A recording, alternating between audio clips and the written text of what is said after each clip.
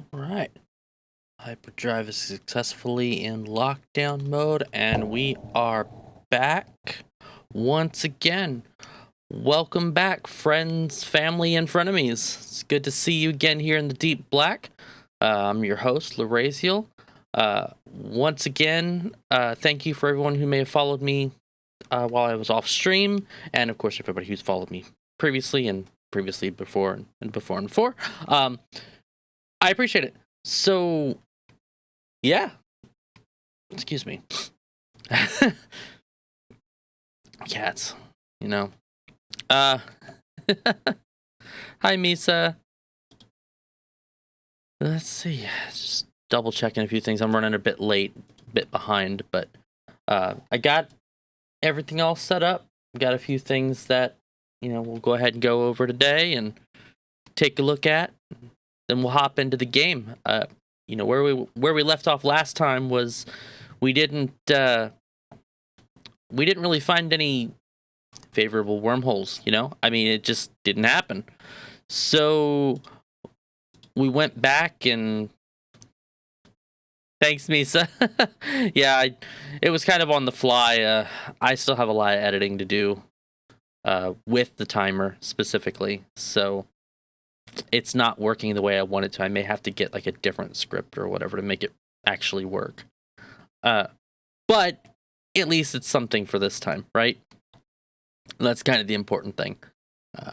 Every little thing I'm trying to iterate time, every time, at least a little bit here and there. I got a call to action that I'm also trying to work on too, so we'll see how that goes. Uh-oh. Like rage quit after the war deckers pop. Oh no, they popped your ship? Oh, I'm sorry, Yelga. Hey, that's alright though. I mean, those hardworking folk over at the Brave News Network print edition, they need some time off every once in a while, right?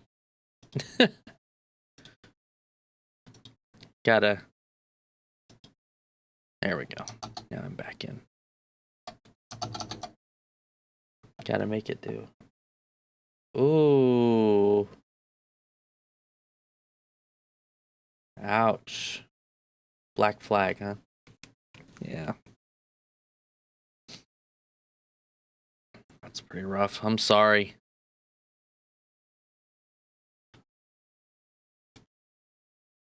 Oh. Are those... No, those are T2s. Okay. There for a second, I thought those were like abyssal mods or something. That would have hurt. All right. Well, hopefully you can get back on your feet pretty soon, Yelga. That really sucks. Man.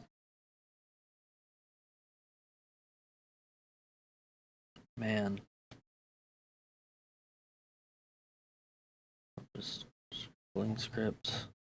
Were you looking for a fight, or were you just trying to transport the ship?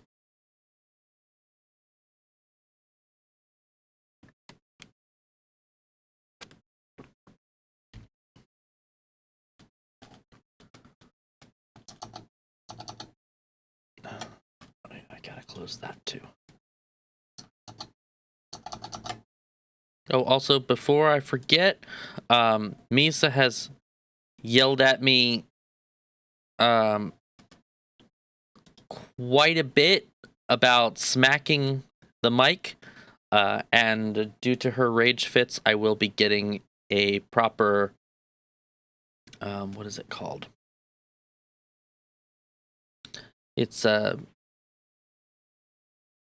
just a cage, something to dampen the sound.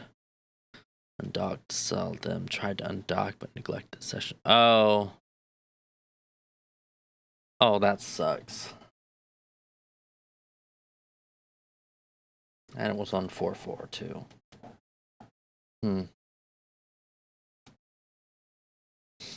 Okay, so we'll make a note that Jitta is unsafe at the moment for most of us. at the very least. Let's see here.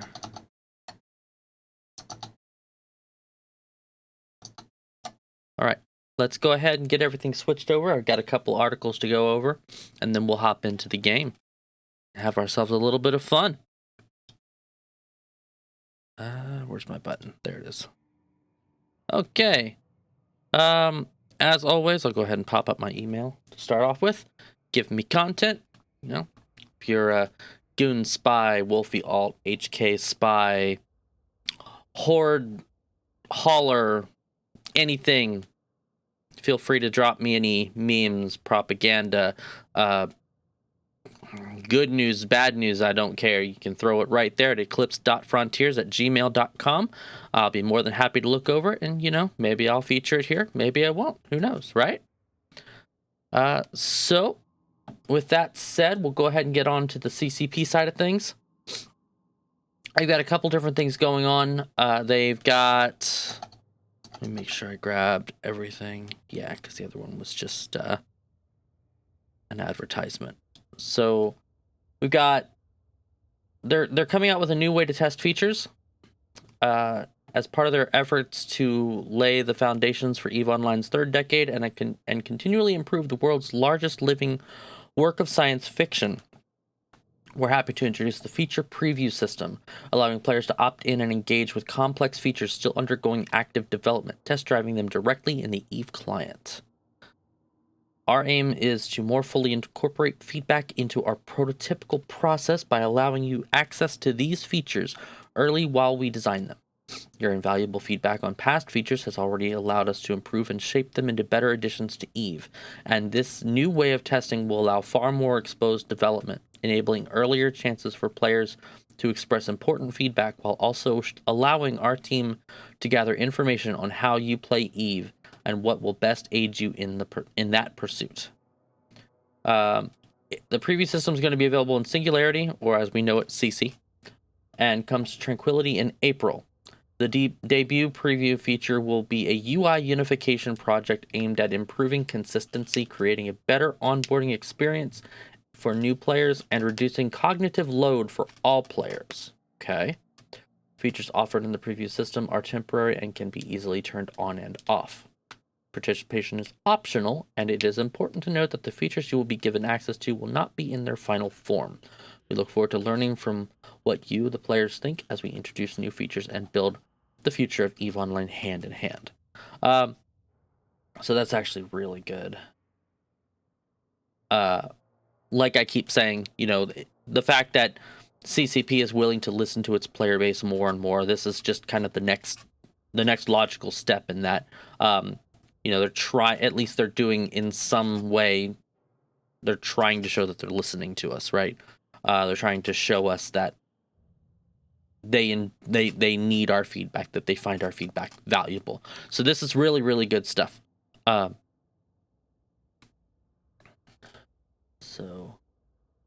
So the fact of the matter is, this is a really good relationship that CCP is trying to have with its community, even despite some of its shortcomings and, you know, causing more burn jittas and whatnot and what have yous. Over EVE Online's long development history, the user interface has seen many iterations. New feature additions also come with their own specific updates to the UI, and some of these, being a product of their time, have led to some inconsistencies in the overall interface experience. This is a debut feature of the feature preview system. The Photon UI project aims to create a unified style for EVE Online's user interface. While not drastically different from what you may be used to, consistency is the driving force behind these new designs. We are focusing on quality of life updates like improved interaction feedback, unified functionality, and an updated sci-fi look. Okay. First round of changes is now available in Singularity and comes to Tranquility in April, bringing adjustments to the window style margin and spacing updates to reduce cognitive load and unification of our UI color schemes used for feedback purposes. Blue for call to action buttons, orange for warning interactions, and so forth. The second update later this year will see the addition of new effects such as glowing elements, new interaction sounds, and animations. And then, of course, they give how to participate. It'll be in settings by pressing escape. Under feature previews tab, any features available for preview will be listed on the left and can be opted into by selecting them and clicking the enable button. Enabling or disabling these features will often require a restart of the client, after which the selected features will be part of your EVE Online experience, or won't be if you disable them, of course. Some of the features that will be available via the new system may be fairly complex and in active development, which could lead to some strange and unintended side effects as we iron out the kinks and buff out the dents. This is an important part of the process, which is why we are inviting you to experience it with us. Let's see here. Only seeing a piece of larger picture. Disable any of the opt-in preview features. Feedback through the channels will be important, and we want to ensure that only after ample iteration and proof of positive impact will these features be made a part of the overall EVE experience. Good, good.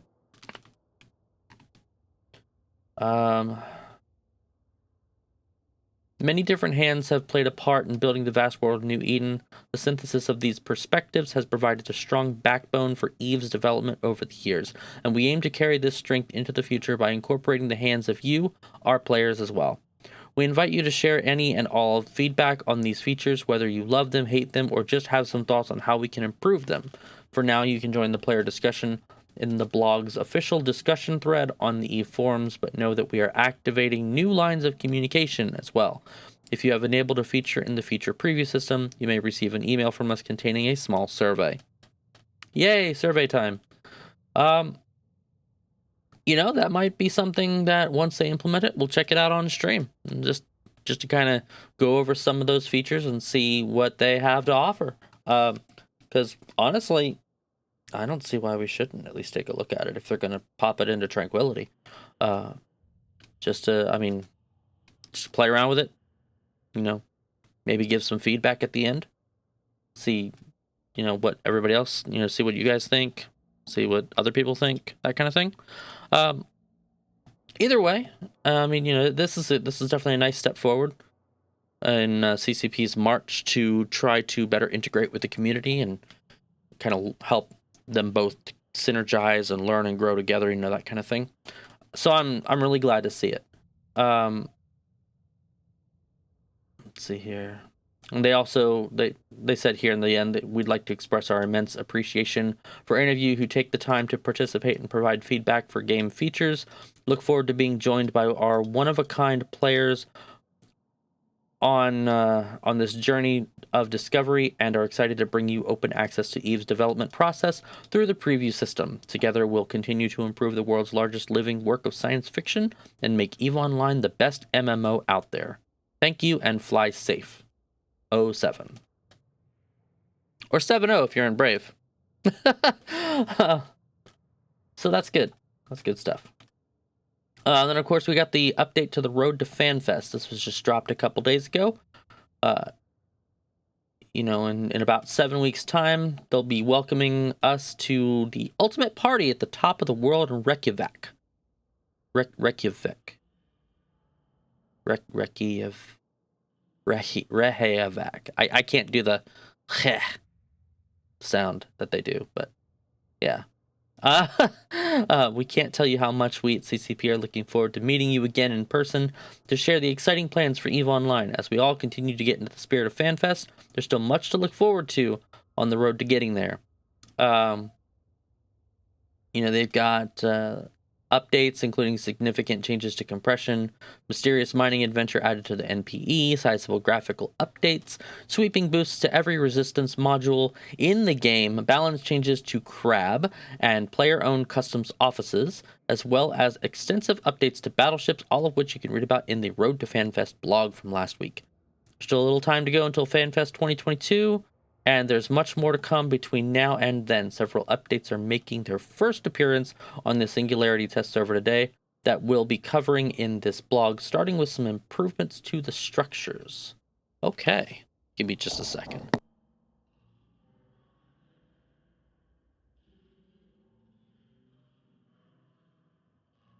Gosh, I sneezed earlier and in the day, and it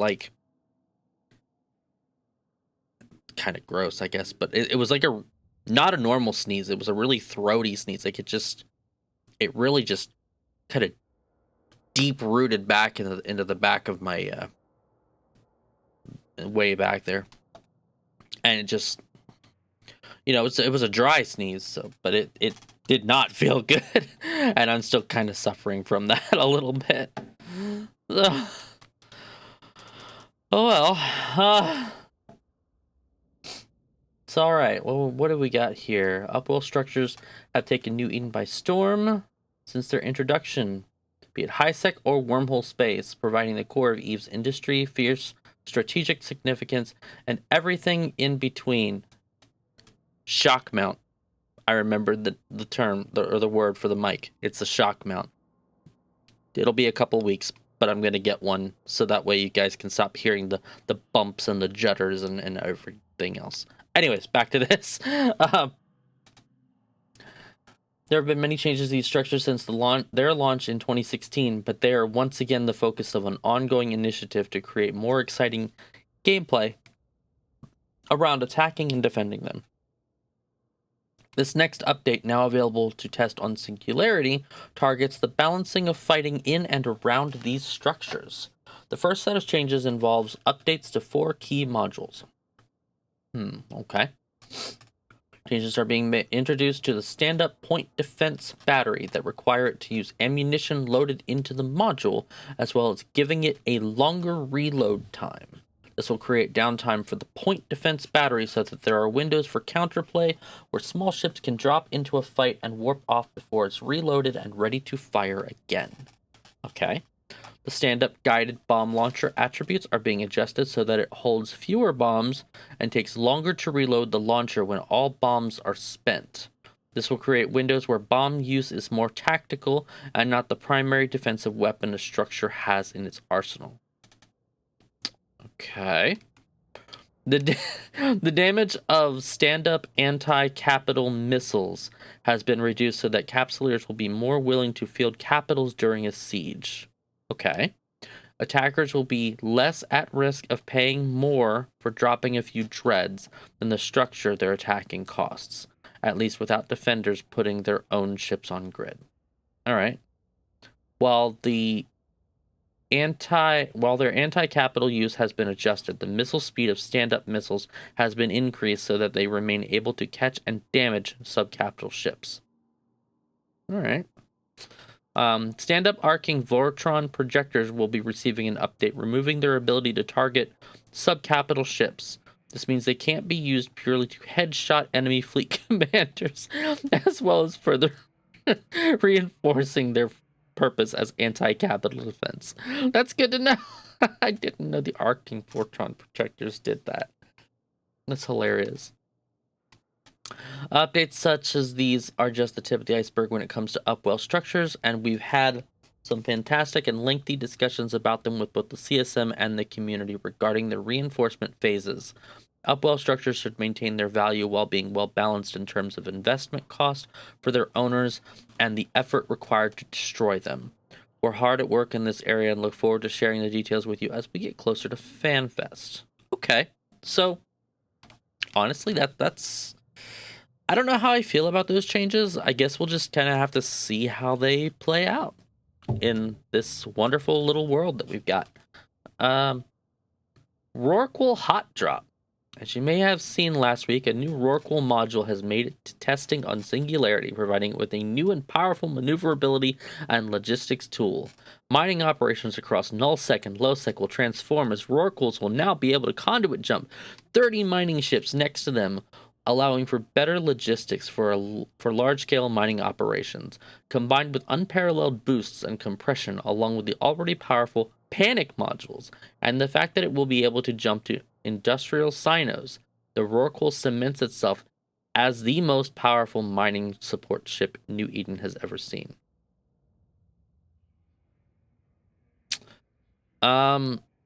It's expensive, but hear me out. Have any of you ever been on a mining ship battle fleet? That's what I'm thinking here. Like, just have a battle rourke that's able to conduit jump 30 mining ships into enemy territory just to blast them with drones and lasers and just eat away their rocks. That would be a lot of fun. Expensive, you'd probably lose everything.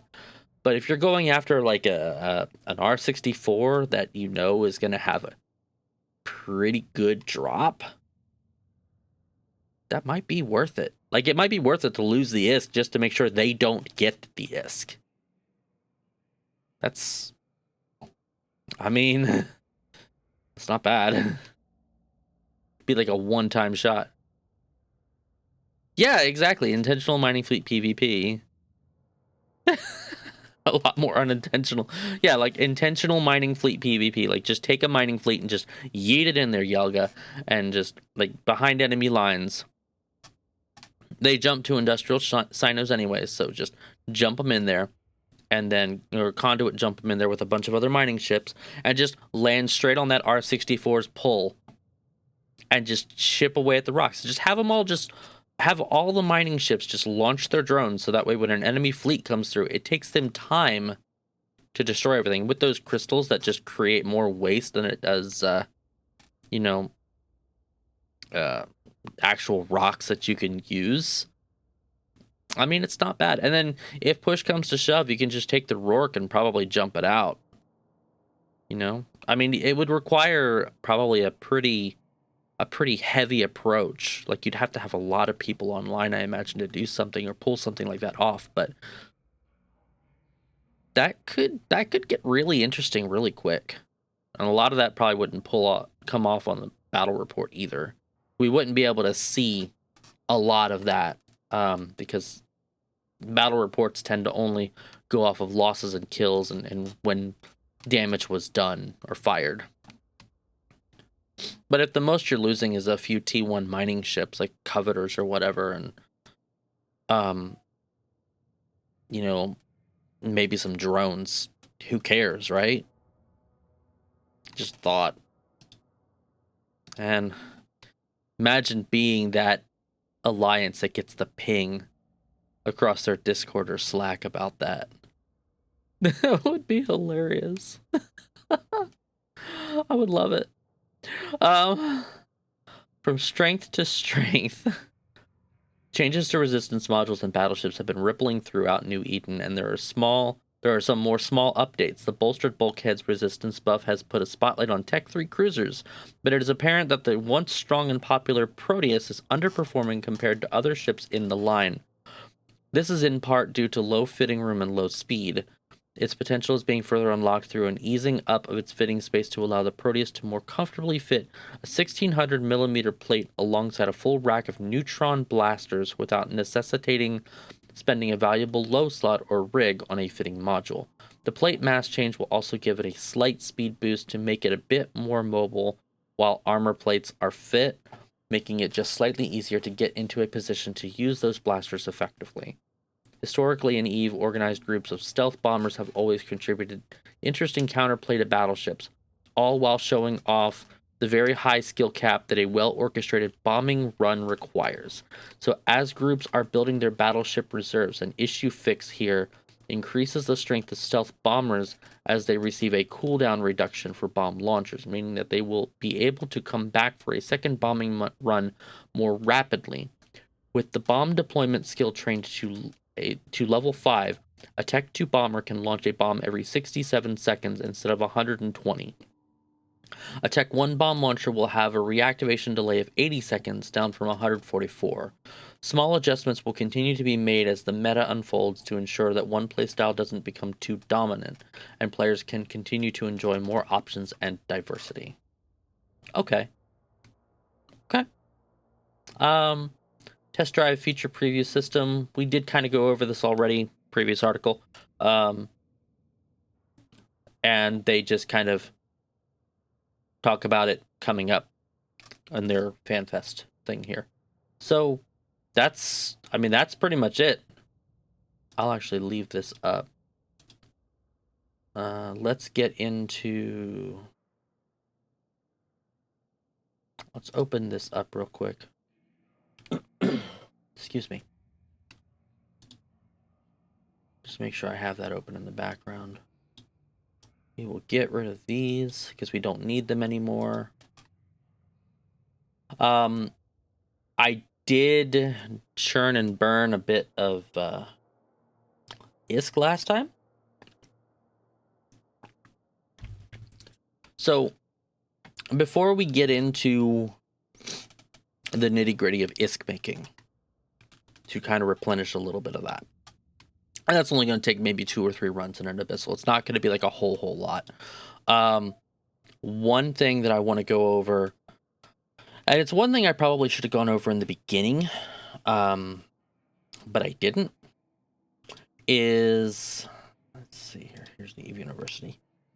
Something that new players, alphas and new bros alike, and even old bros, and perhaps maybe those guys returning that aren't necessarily new, but they're a bit of a veteran, but they didn't really, like me when I first returned a couple years back, they didn't really know what this was, so they just trained whatever worked for them. And this is kind of called the Magic 14. Let's see if I can pull it up here on the university. And what the Magic 14 is a set of skills that when you create a new character, you should aim for. It's not like they show up here. It's not intended to be a skill plan. It's just intended to be support skills which impact all the ships you will fly. They're important because it gives you an edge, but there is no point in training support skills without first training the skills you need to actually use the ships and modules. So you've got some minimal skills that get trained, and then you know, so like you basically train up the skills you want, and then you train up these are considered support skills. Keep in mind too, a lot of these skills are gonna be ones that either you're already kind of halfway there training anyways, so you're able to use whatever modules or ships you want. So like if you're stuck on an alpha, for instance, you can only go so far, excuse me, in the skill tree, in the ship tree, in the module trees, you know, various things like that. And there's nothing inherently wrong with that, but also as an alpha, with your skills being limited, there's only so much that, like, you know, you can train, and some of those skill points should go towards the Magic 14 just because it does help you maximize the ability for you to essentially fly that ship and fly that ship effectively. If you're doing anything, whether it's mission running abyssals, maybe you're just doing some explo, maybe you're even just doing some market stuff. Maybe you're just taking this alpha on an excursion at Ajita and just buying and selling whatever you can find, and just doing a bit of the whole stock market fantasy in EVE Online, right? And this is kind of the same thing. This, of course, doesn't apply as much to the market side, but piloting and ship skills and just having fun in general. Because even as an alpha, there are things you can do that are beneficial to both yourself, your EVE career, your alliance, your corporation, because there's always something you can do. And that's kind of like one of the golden things about EVE Online. And I know I say this a lot. There's always something you can do. There's always something to do. And that's good. You know, that's really good. That's what you want in a game. If you're going to be sitting down to playing a game, whether it's for an hour or 2, or 6 or 7 or 8 hours, or maybe you're just burning your 24-hour day, your whole day, not sleeping and playing EVE Online. You want to have something to do continually. You want to be able to do that thing that you want to do, or at least within your skills set and able to do. Of course, having these skills doesn't necessarily mean that that you can do what you want to do, because you, aside from the skills, you have to have the actual skill yourself to do it. A lot of these things don't take a lot of skill, but you know, a little bit of this, a little bit of that. So like for engineering, CPU management, I don't want to click the link. Power grid management, capacitor systems operation. You know, your alpha clone is limited. I would suggest getting everything up to level 4 if you can. Or like capacitor systems operation, you already start at level 3 anyway. So like your starting skill's already level 3. Get capacitor management up to 4. That's not going to take too much time. Your starting skill here is 4, so you don't need to go any further. But when you get the chance, get it to level 5. Those skills tend to take 10 plus days to train as an alpha. So you want to save them probably more for the end of your training regimen.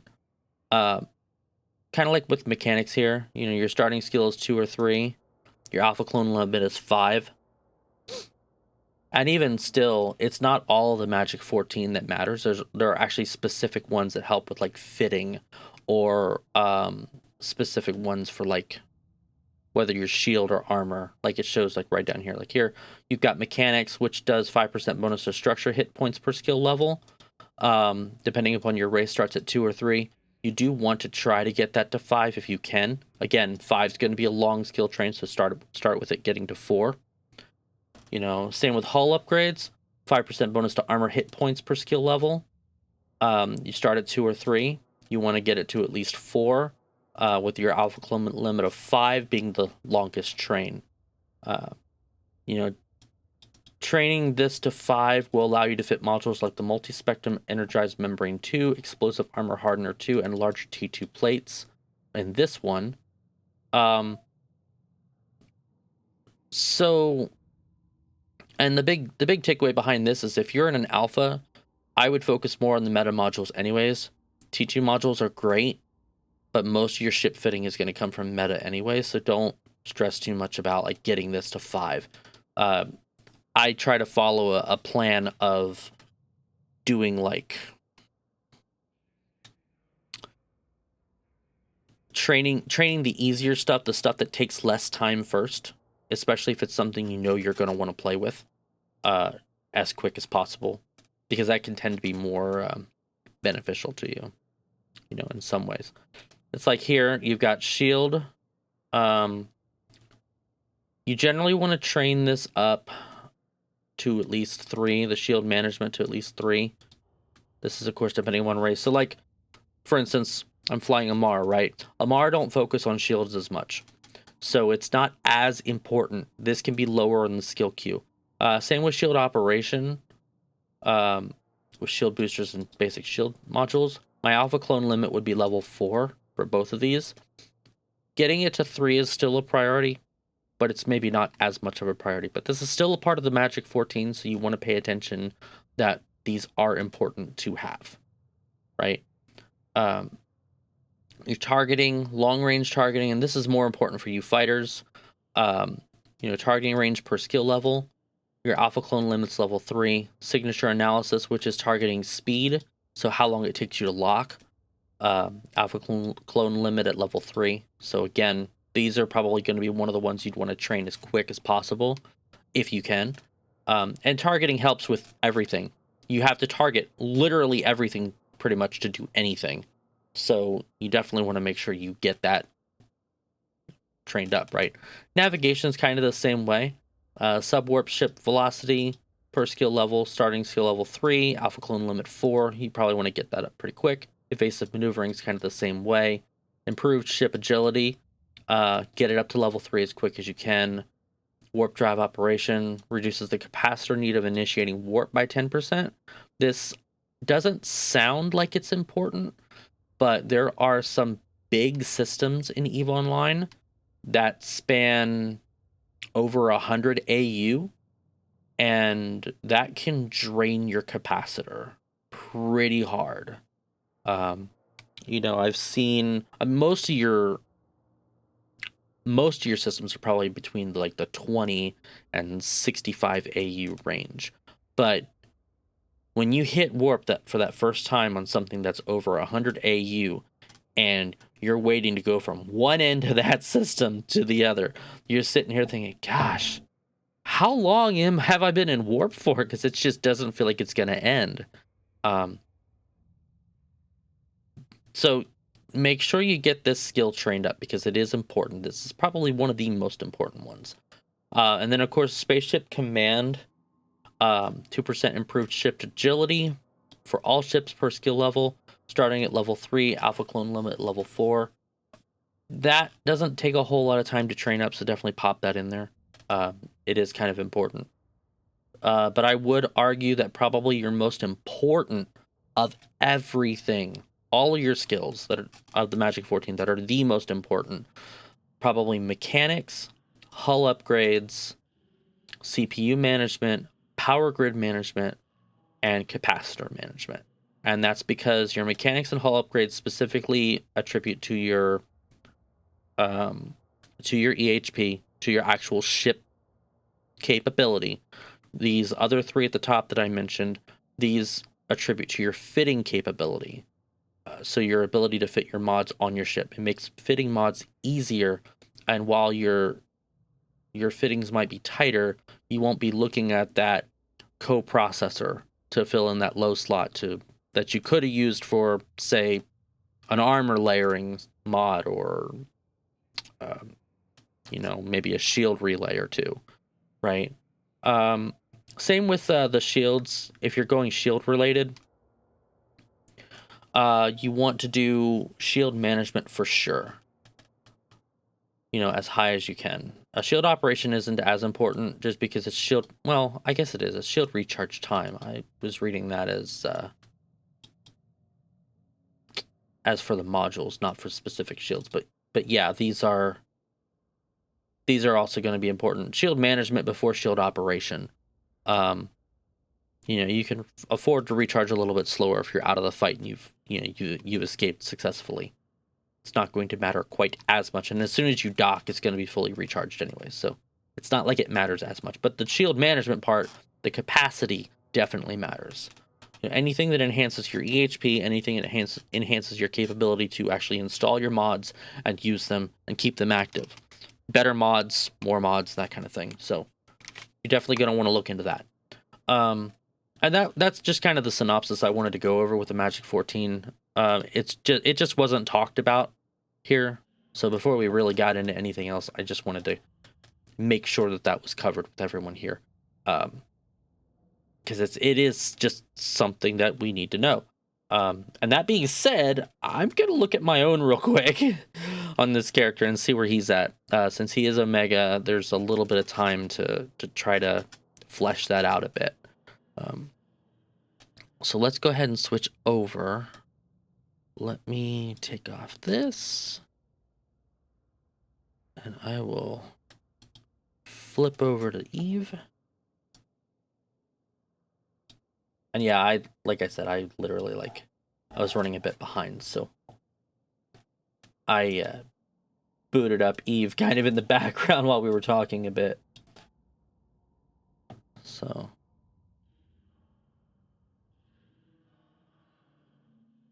let's see.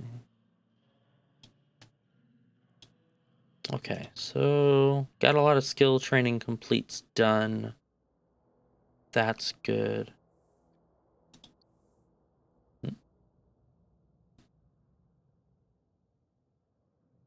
Oh, that was a long time ago. Okay. Oh, there's a skilling spree up again. Good. We'll go ahead and complete that. Those skilling sprees, by the way, are really important. If you're interested in them at all, which some people might not be, they pop up, do them, especially like the one I've got right here, the kill 10 NPCs and I get 25k skill points. That's like the highest amount that they offer, I believe. You definitely want to do that. I mean, do them all if you can. Every day you get a new one. And the skill points are going to help out at least a little bit. That's really good. So, as far as my stuff goes, engineering. See, like right here, I've got capacitor management. That's 6 hours away. I probably want to finish that. Power grid management. Let's just go to all. CPU management's finished. Power grid management's finished. I'm going to finish capacitor management. That'll help. And capacitor systems operation is finished. So I don't have to worry about that so much. On to the armor. Mechanics is finished. And so is hull upgrade. So I don't have to worry about that so much. Since I am starting to fly frigates from other races, at this point I do want to look into shields. Shields are important. So let's see, what have we got here for shields? Shield management and shield operation. So as you can see, I didn't really bother too much with them. I won't be getting shield management anytime soon, but I will go ahead and drop it at the bottom of the list. If there comes a time when I can actually get to it, I will. Like I said, some of these take a very long time to train.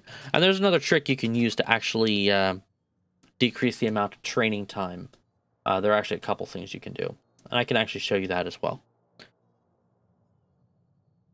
Shield operation is 4 days. We probably won't train that just because I would much rather get light drone operation, medium drone operation. I'd rather get these drone skills trained up. They're going to be a little bit more important in the short term once this account does go back into alpha. So, which interestingly enough, I guess CCP is big. Their big advertisement is the multiple character training and EVE Online training too. Your Omega time and your multiple character training. They've got a pack going on again. It's probably another 3-month pack. So if that interests you, that's definitely something to look into picking up. I've done it a few times and it's been very useful, especially if you have multiple characters on the same account. It's always good to train multiple characters. And if you've got multiple characters, put them in the same corp or alliance. Get them all to do PI, and that's literally passive income for you. You just go collect it like once a week, and you're good, right? Planet management would be where you would want to go there. So let's see here. Shields are good for the most part, at least. I'll go ahead and put this down there.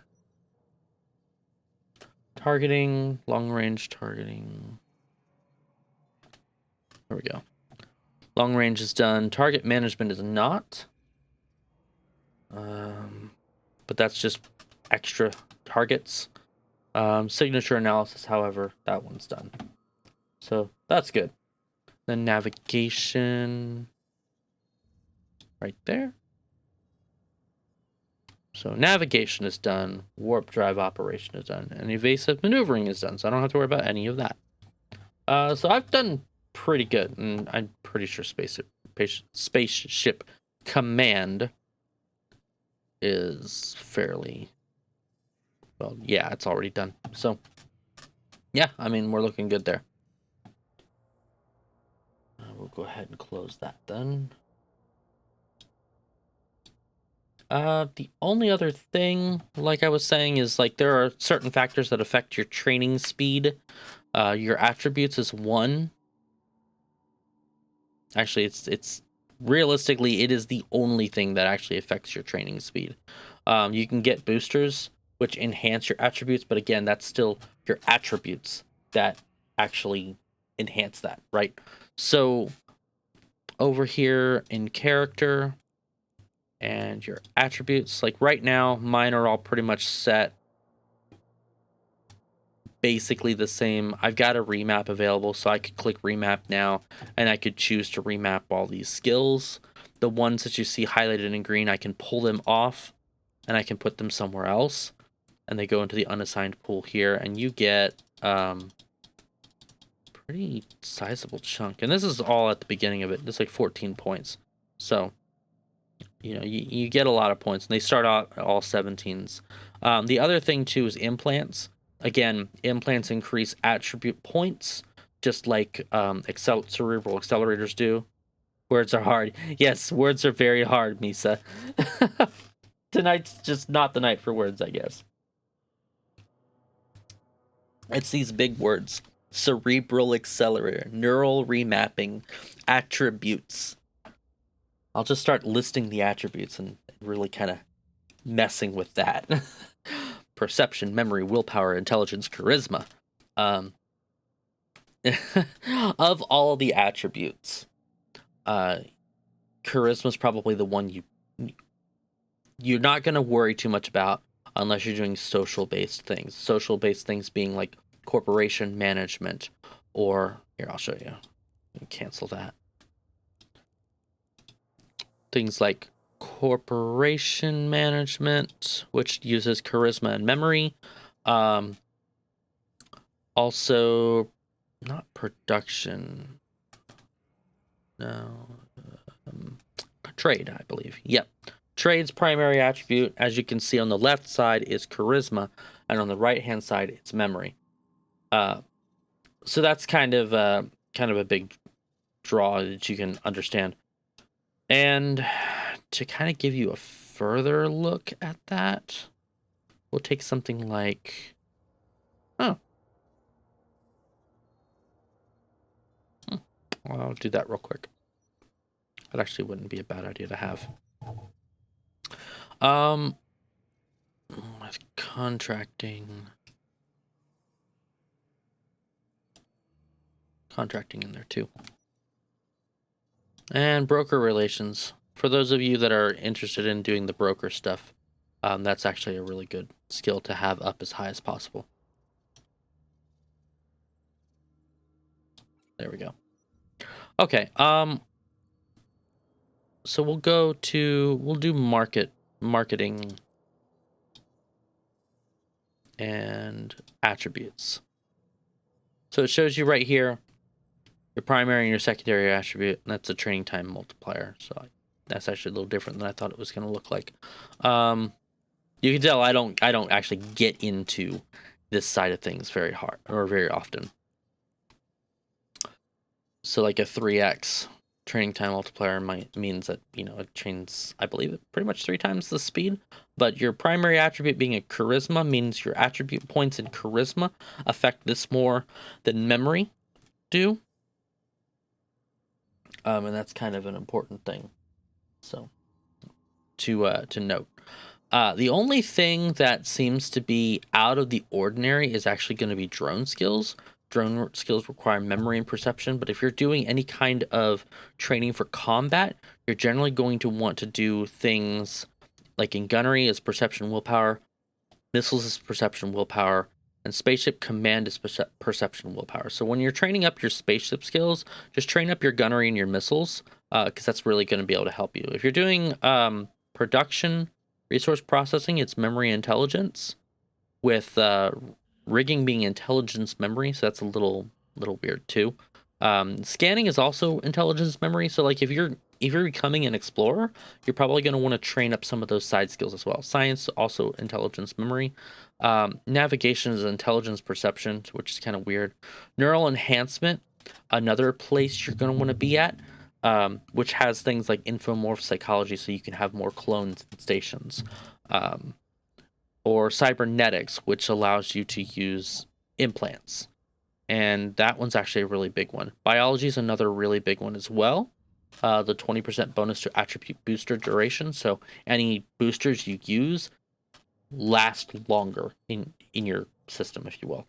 Infomorph synchronization is good if you want to reduce the time between clone jumps by 1 hour. I think you can reduce it to as much as 19 or 18 hours. You start out with like a 24-hour timer. You do it, and I think it's 24 hours, and then you can do it again. If you train this to 5, it drops down to like 18 or something like that. Advanced infomorph psychology will just get you more clone capability. So it's not if you've maxed out your 5 here, you can get another 5. It's kind of how that goes. The facility operation is for capital ship stuff. Which we won't be covering for a very long time, because I'm not a cap pilot. Yay! Subcap life for the win.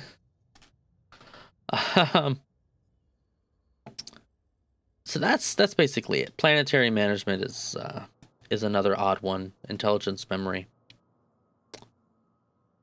So the only really big outlier. Okay, I guess or social is charisma intelligence. The only other big outlier would really be the drones, which drones are important for a lot of things as well. If you're going to be a miner, you're going to want to train drone skills. So the memory perception for the drone skills is a little odd. But either way, you definitely want to make sure you kind of get a hold of some of that.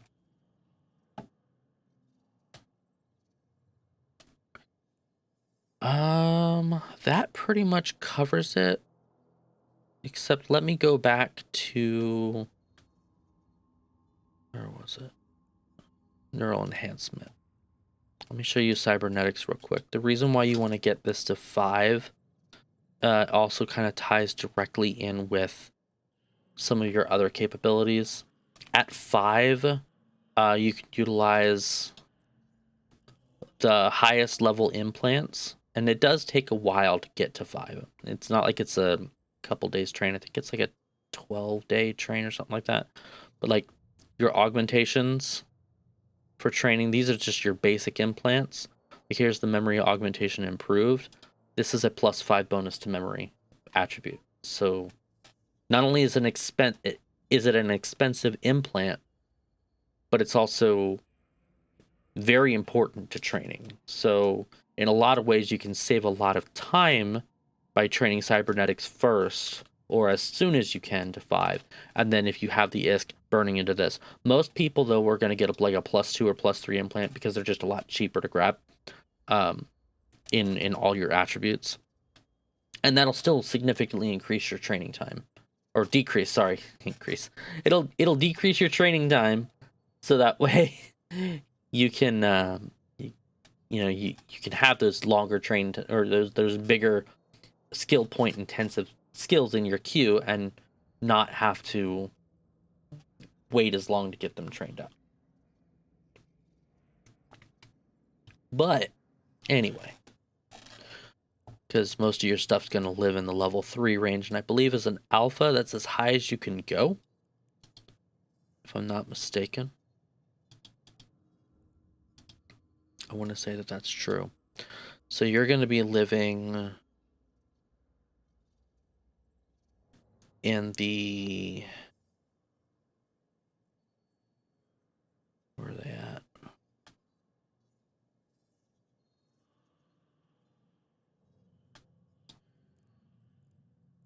Halos, Harvest, Nomads, Amulet, Talus, Asking. No, I guess not. Maybe it was in Lowe's. Maybe Lowe's just gave you access to everything. I could have sworn that wasn't true.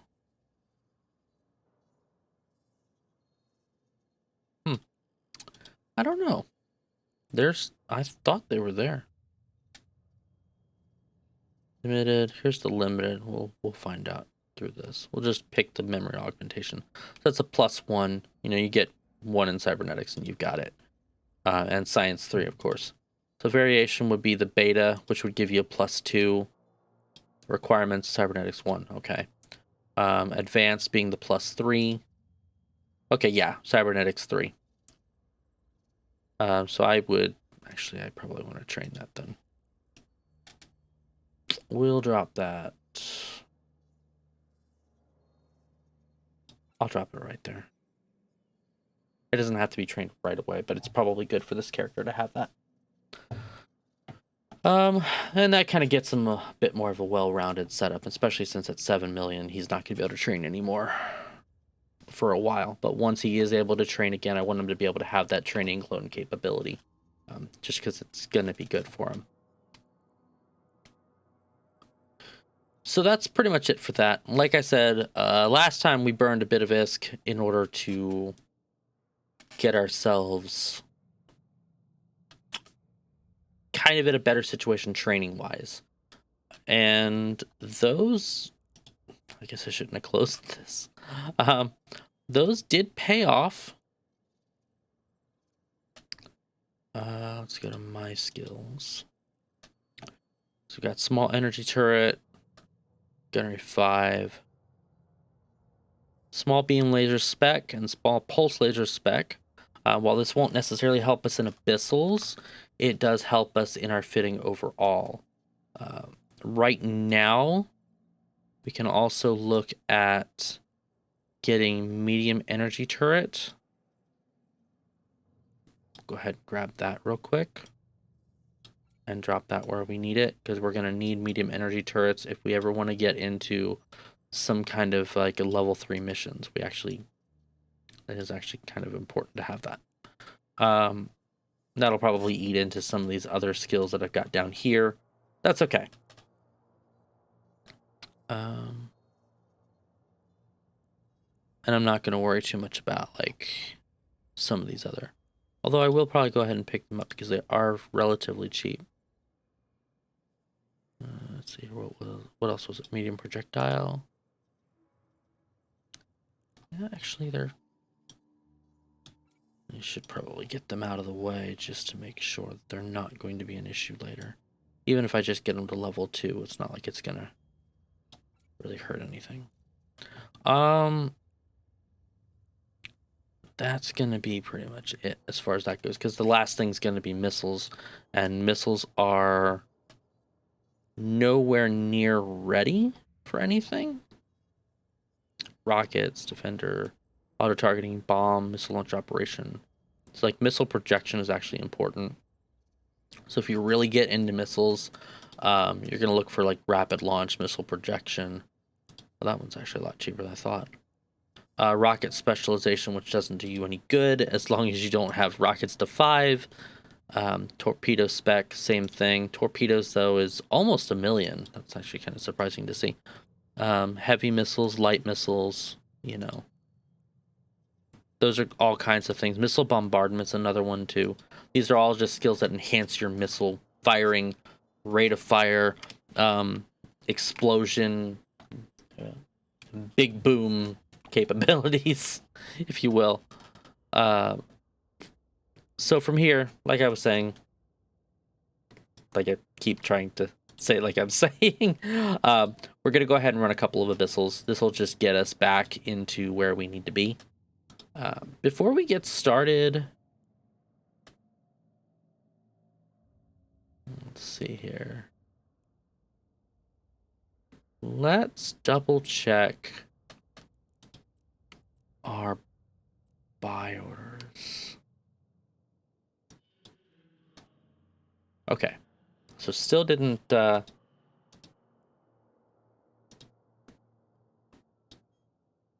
still didn't get any. Not yet. But, give it time.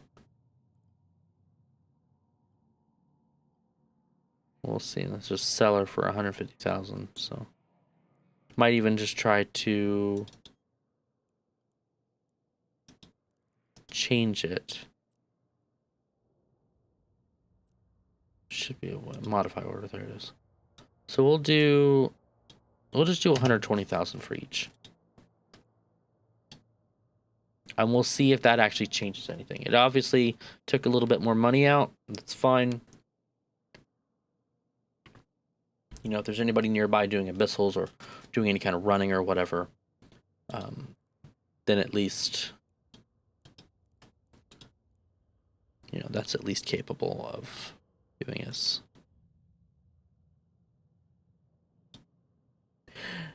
Hi, Viserius. Good to see you. Samela is not. So it's more of kind of an off trading thing. It's because it's out here.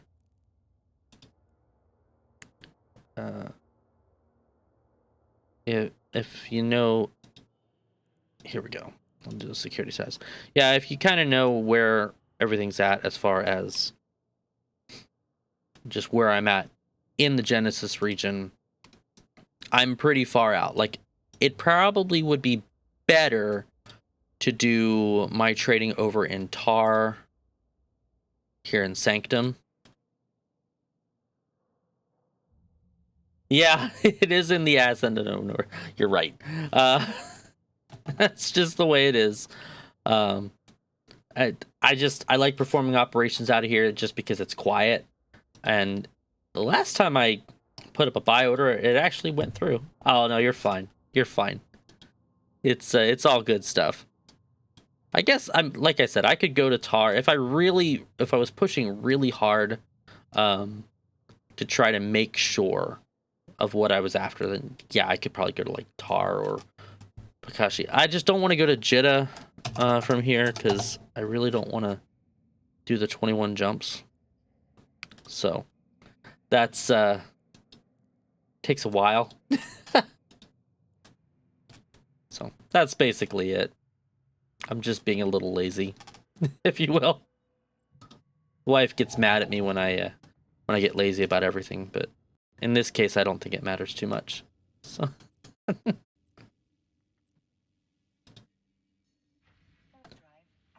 we'll go ahead and hop over here. I need to create a fleet. There we go. And I will open inventory, get that ready. Maybe. There we go.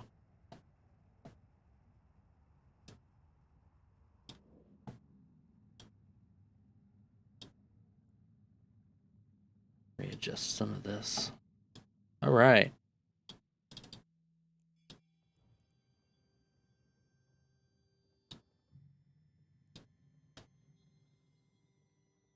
And let's hit up a couple filaments.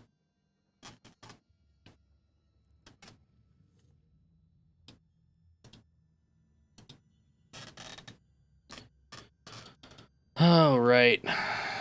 It's gonna make me go back.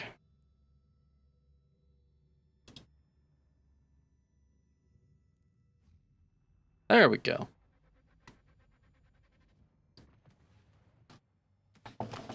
I'll try to readjust here.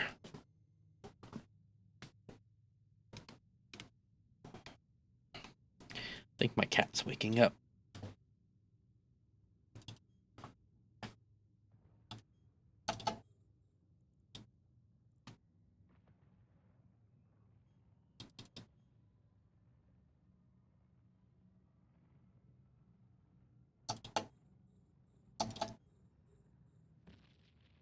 Yeah.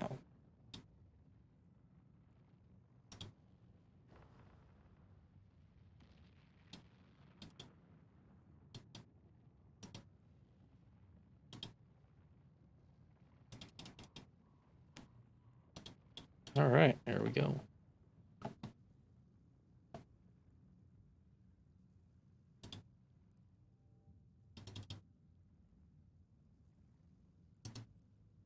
And we'll go to the multi-frequency.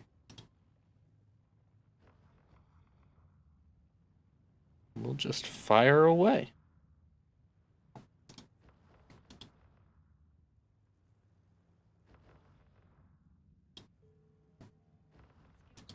Oh, yay. I'm now a retail associate. Move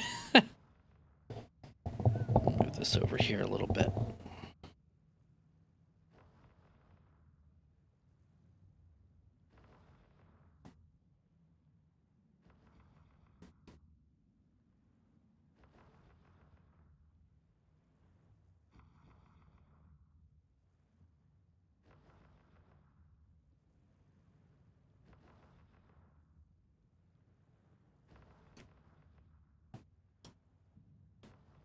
So the only downside really at this point is that Eve is going to be a lot of hurry up and wait for us on this.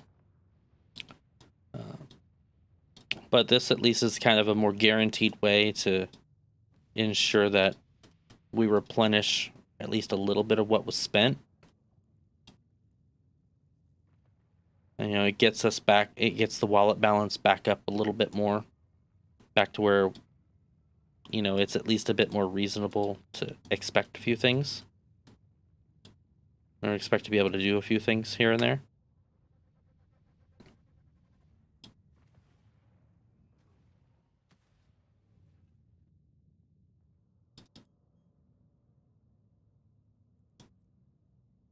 And I'll use the ultraviolet again.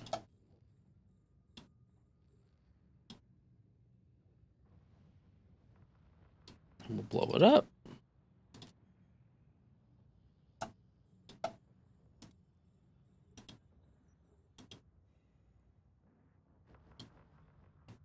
look, I got something in that one.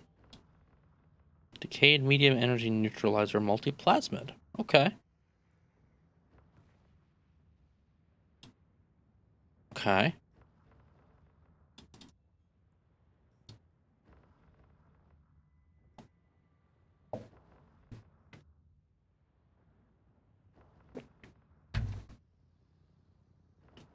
Yes, I know the gate is locked. It's fine. Didn't think it was gonna... Did I click the... Yeah, I guess I did. Okay, that's my bad.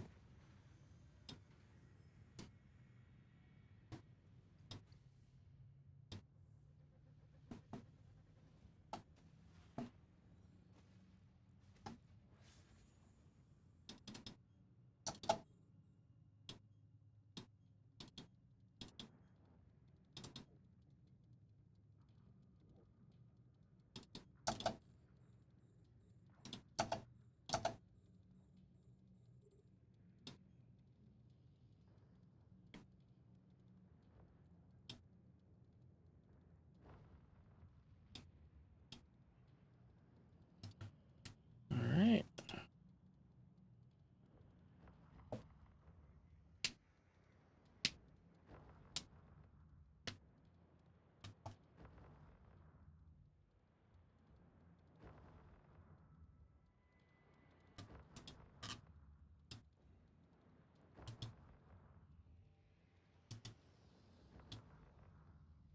Not a bad turnout.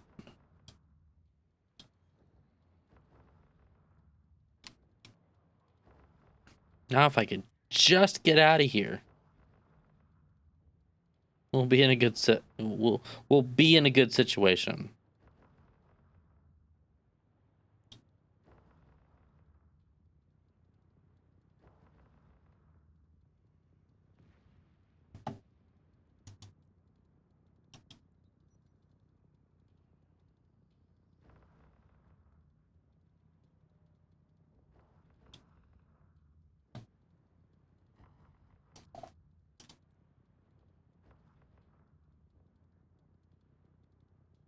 Do standards.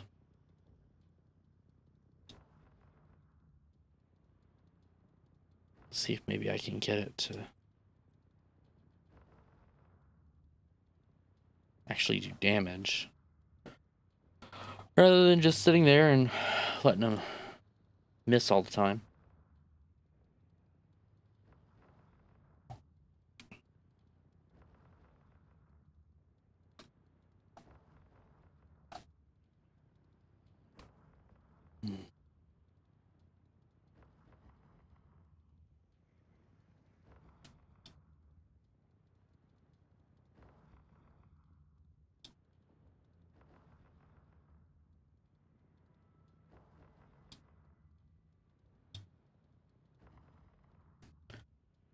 Oh, come on.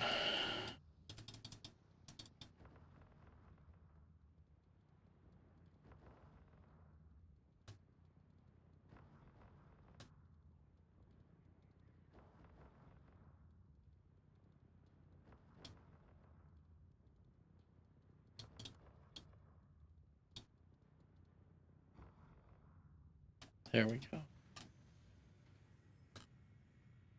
Okay.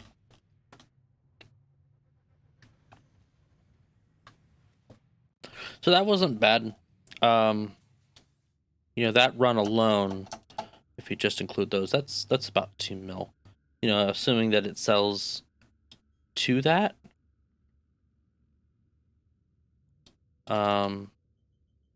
That pretty much makes up for one of the 2 specialization skill books. Almost, at least. So, you know, that's already... Whew, that's already in a good spot. It's been a long day.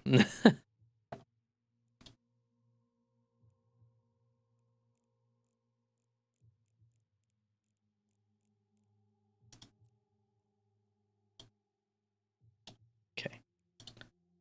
Let's use another one.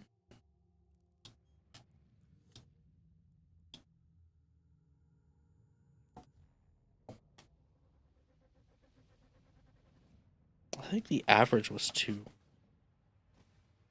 I'm not mistaken.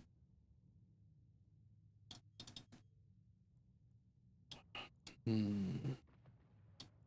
could be wrong.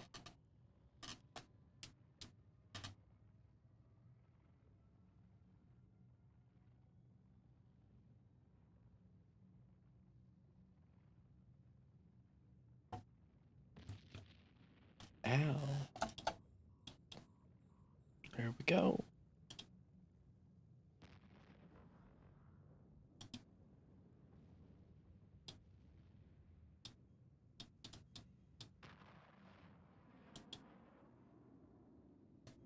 Okay.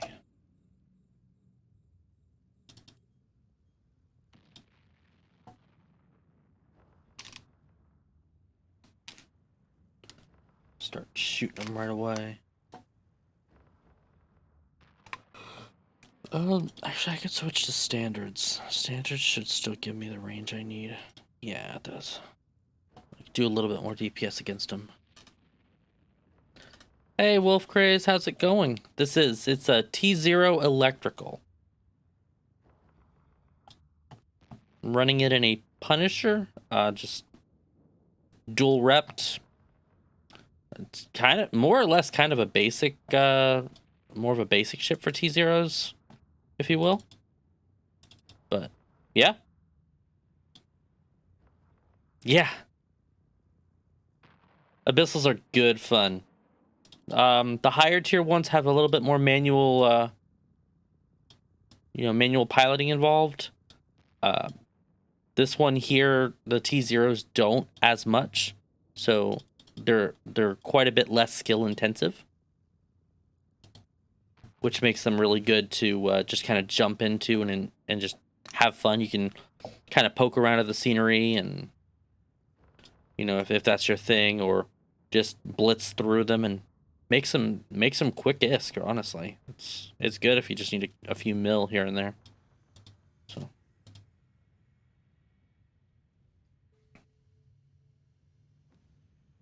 Oh yeah, I finally got that. That's cool. I'll take care of that here in just a minute. I will zoom out in the next room actually then for you.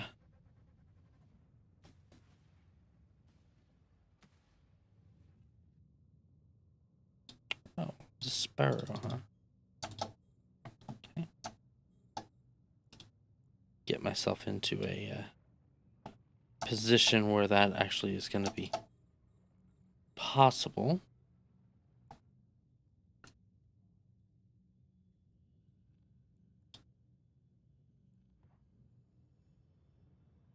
There we go.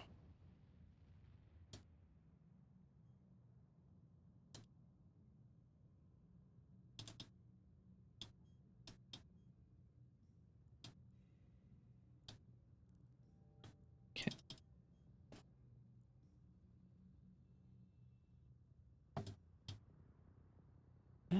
I actually don't remember. Shift F9? Yeah, there we go.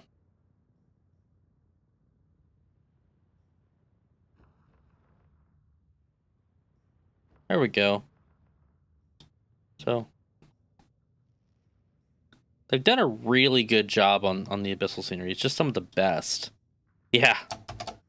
Some of the absolute best.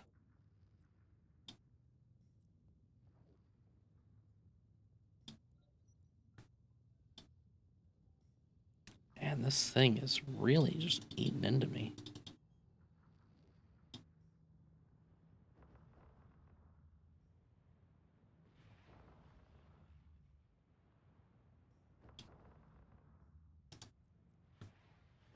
Let's see if I can orbit it. Right. Yep, they are closed off. Now, that doesn't mean somebody can't camp you out, because once you go in, you exit in the exact same place, in the exact same point. But yeah, generally speaking, they are closed off. You get roughly about 20 minutes to finish off the site, all three rooms, if you will. And then you either have to exit or you lose everything. So Yep. Private instance dungeons. That's a very good way of putting it. Also, hello, Rogue Flight. It's good to see you. Why am I running away? Don't run away. Oh, and another important part about abyssals is that they are limited. Their bubble, their sphere is actually limited. It's not like an endless space. You can hit the wall and you can die that way too. So, or well, once you pass the barrier, I should say, the boundary. So it's like its own little pocket dimension, and then once you pass outside that zone, if you've ever played World of Warcraft, they have those out of bounds zones. This is kind of the same idea. Come on.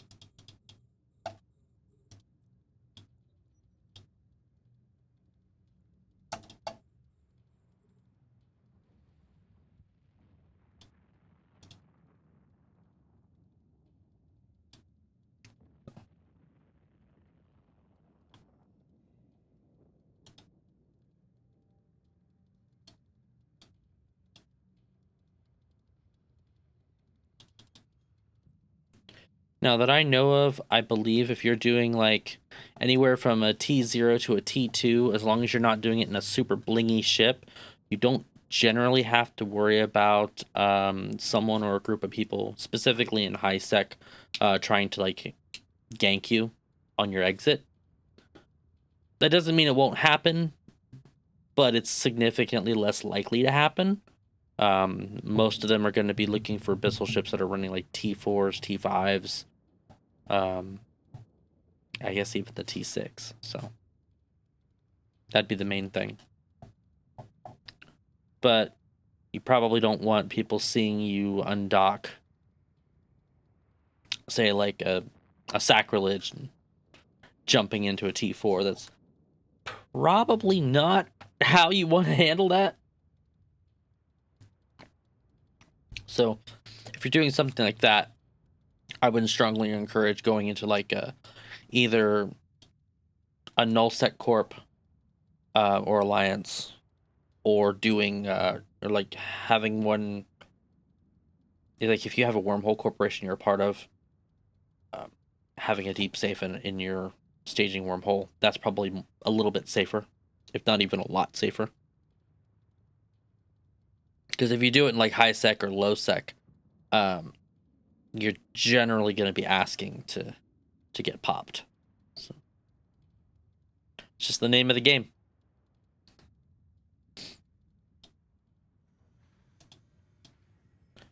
There we go. Okay, so that run,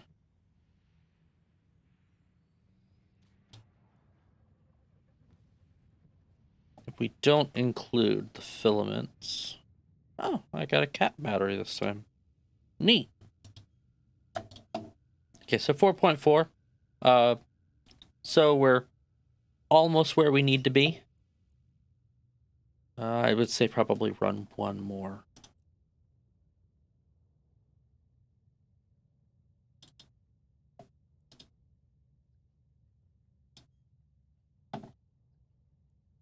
Did it yell at me? Yeah, it did. Okay.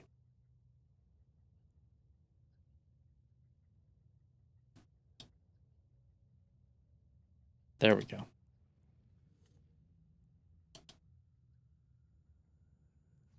All right. So we'll hit this last one, and then we'll pivot, and we'll figure out what we're gonna do from here. Probably go and just start working out how, where we're gonna sell the stuff. So.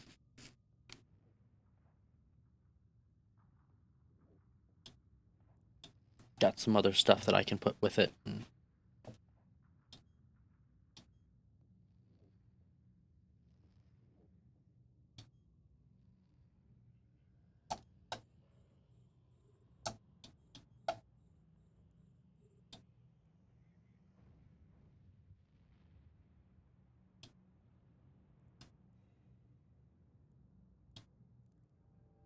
we go.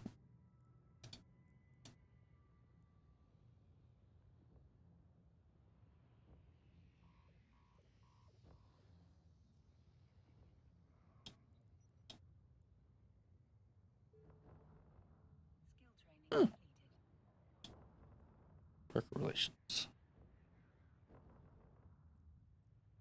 1,000. Probably another good thing to point out, as far as the scenery of Abyssals goes, they always change slightly. You know, you oftentimes will get like two of the same scenery, especially depending upon the weather type that you enter. But overall, it's going to be a bit of a different experience. Oh, I thought that was wrong. That's my bad.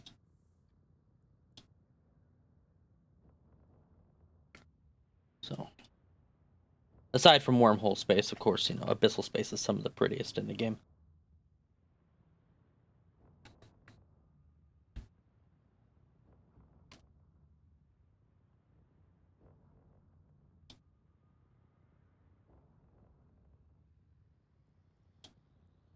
Let's see.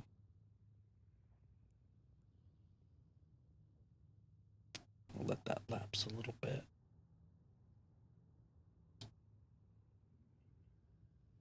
There we go. That's all it took. Get that transversal down.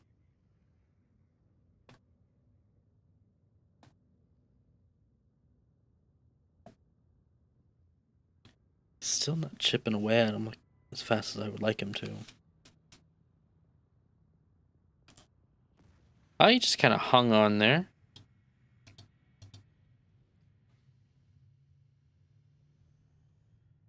Right.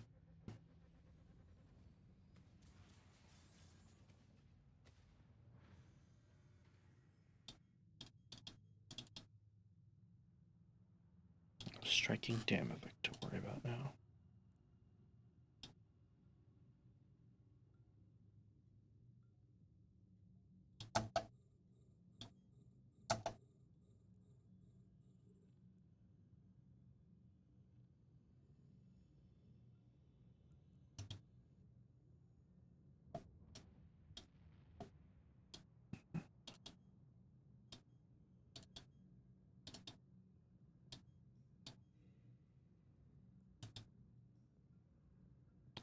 Come on.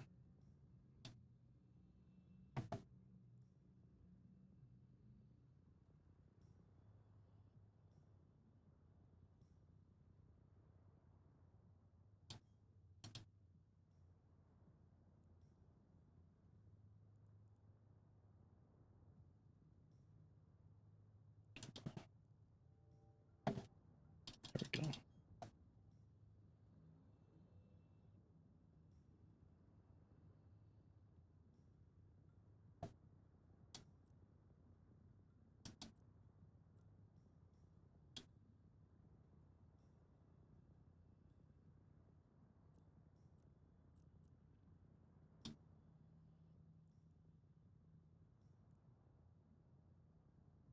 And he's gone.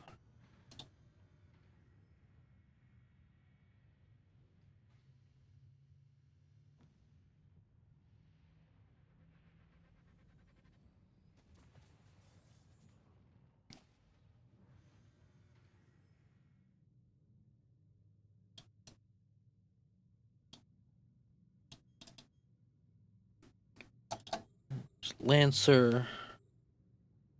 This. Oh, I could have sworn this was a cloud. Guess it's not.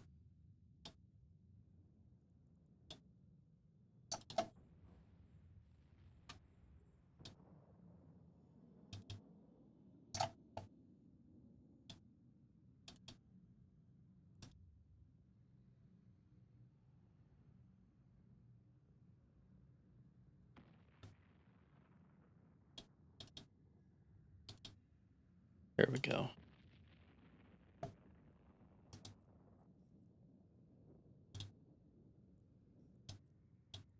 Go to standard. And we'll fire on him. And he should melt pretty quick.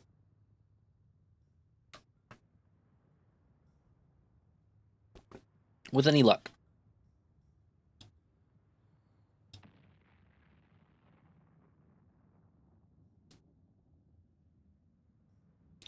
I don't think I put it in my stream almost looks like there's a warp bubble around that. That's strange.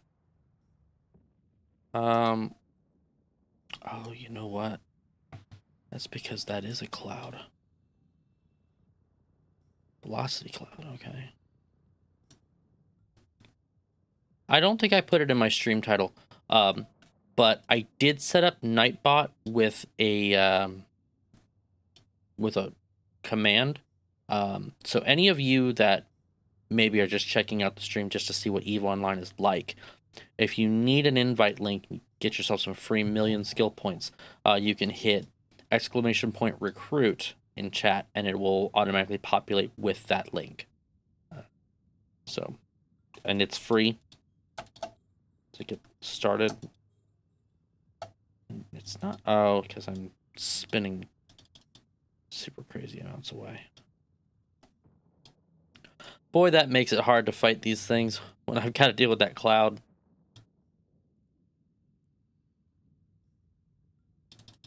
No, no, no, where are you going?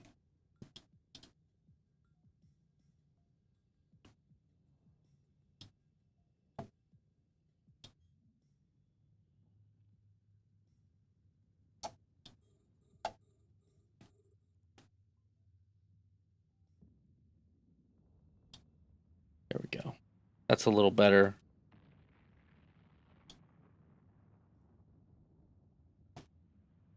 Putting that cloud right there really kind of messes with you. I'm telling you.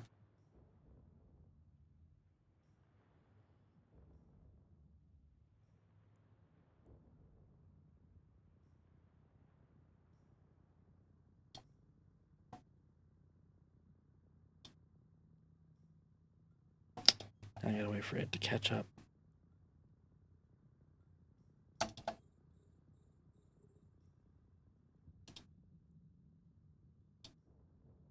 There we go.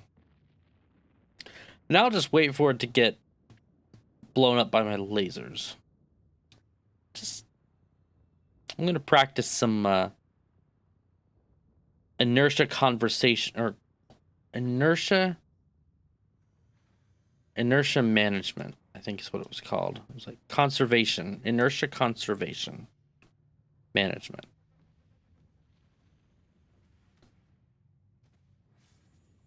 All right. That should have been plenty.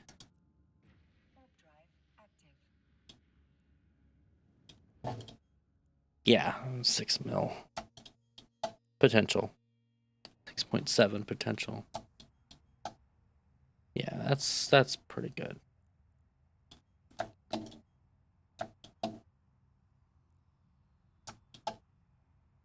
Yeah.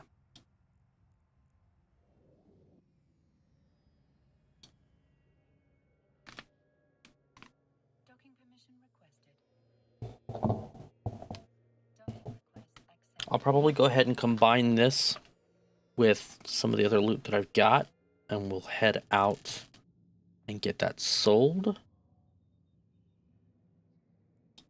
Just so that way we've got that done. Oh yeah, that was the other thing too. Got some skill points. So we'll go ahead and add those. And we'll get ourselves all the way up to medium hybrid turret, or the end of medium energy turret 3. So that actually brings it pretty close. Let's reorganize this actually. Let's do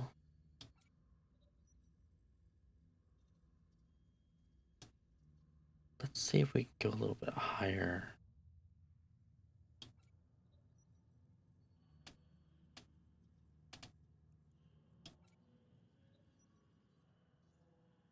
I don't care about that so much. Yeah, let's try that. It should basically do the same thing. Yep, energy turret 3. So we were already going to be at the end of energy turret 3. Yep, so that's actually pretty, and even 4 hours now too.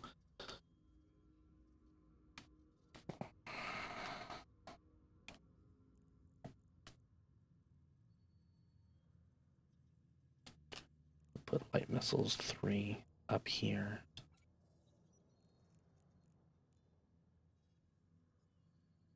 Okay. And that should be okay.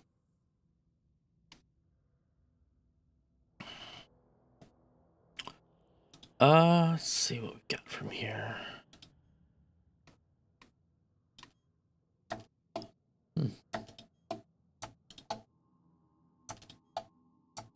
Take these out. I don't particularly want to keep them.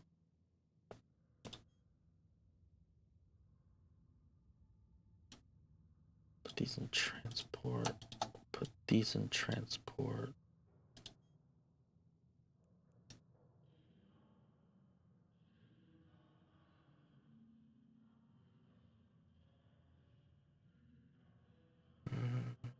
There we go.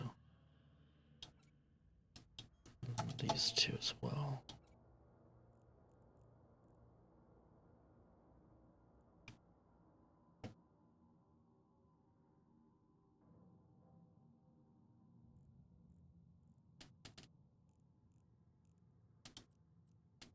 We'll stack everything else that's left.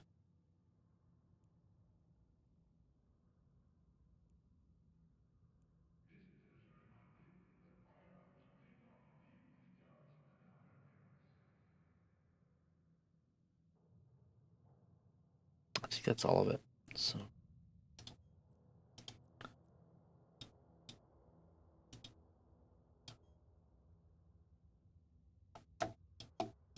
pull these out because they won't sell. This first setup though, this is gonna sell. You lie. Also in tar.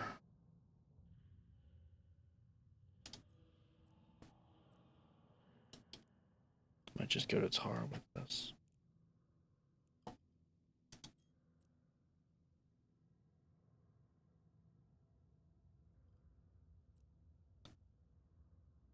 Okay.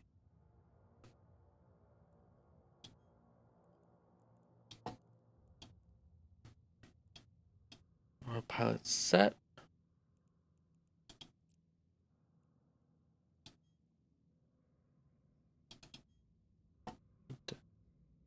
Switch out to, come on, switch it out.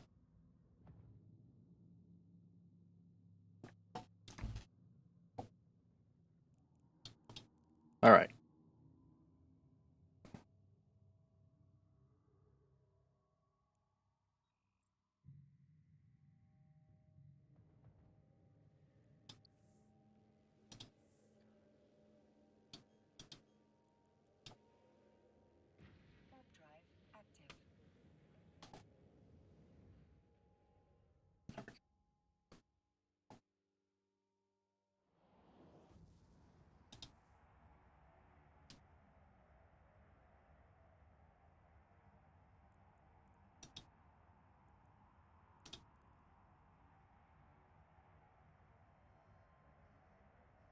Okay, so we got about a good 9 jump run.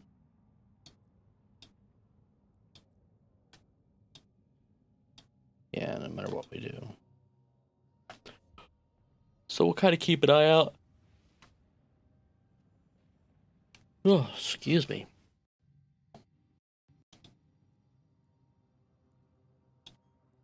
I think part of it's our weather. We were actually pretty clear today, but it was still relatively like cold outside when we went out to do our normal day-to-day stuff. I'm not sure what's going on. Our cold is supposed to be gone, so all of our chilly days I think are supposed to be behind us, but they weren't. They most certainly were not. So I love the names of some of these citadels. Bertosopt had local home and Ren's nursing home, so I mean, we got some inventive players over here in EVE Online.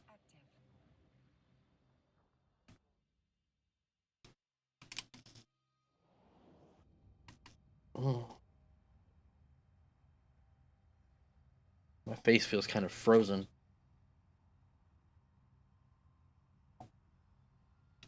I don't know if it's like the lights or what today.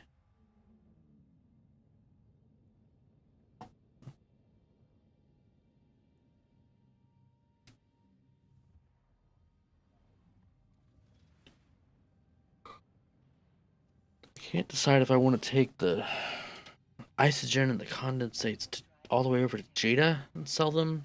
It's not a lot. I mean, I guess the condensates quite a bit in this case, but it's not like a lot.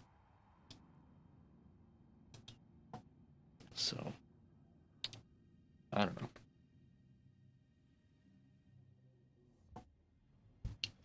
But I think what we'll do, one thing I didn't do earlier is check the Eve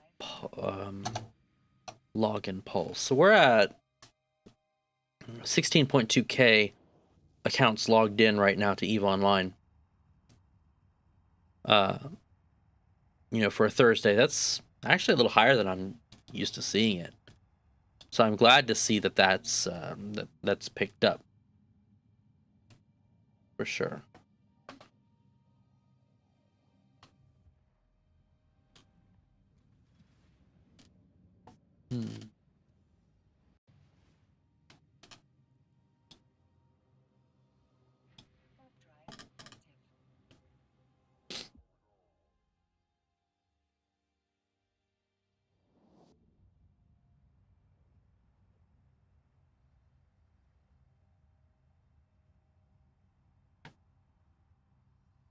Oh, that's interesting. I just looked into the pack. They've got a 1 month Omega, 1 month multiple character training, which is different from what they've had in the past. CCP's always just sold the 3 month, 3 multiple character month, or the 90-day setup. So it's kind of interesting to see that they've actually done that.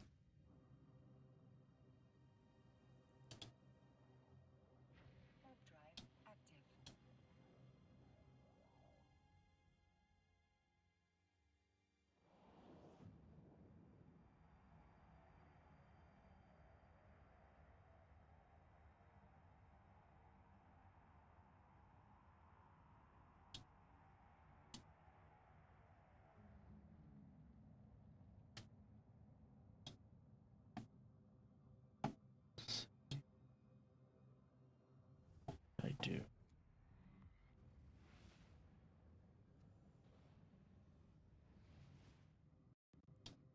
Rolls. Only a few jumps out now. Yeah. Just a few jumps.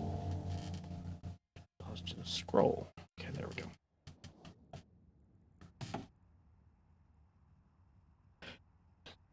It's very hard to see your mouse in this background here.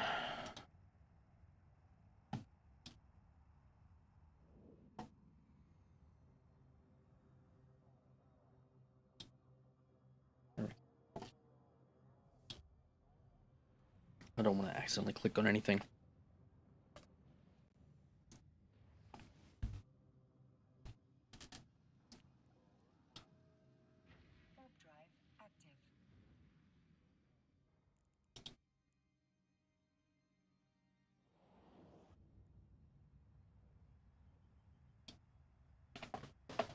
I actually need to see if I can adjust. Is that going to be an overview settings?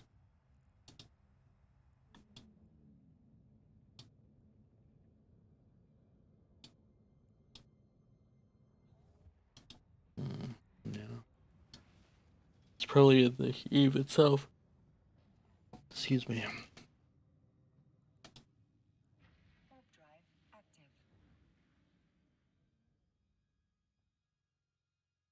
Actually, Tar might be a good place to sell these as well. Now that I'm thinking about it.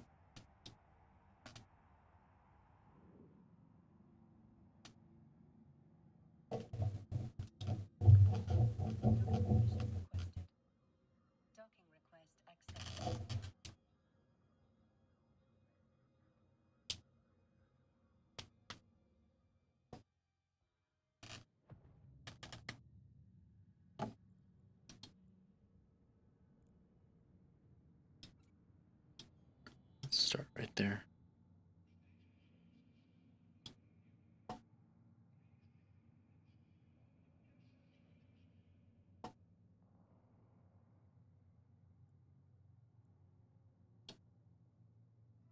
Okay. Let's see. See what we can find out with these.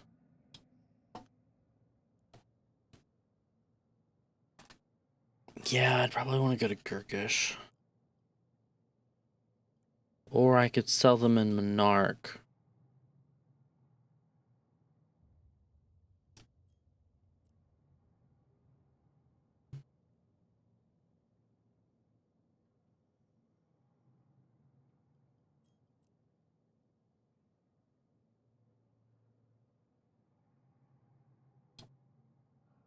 I think that's it.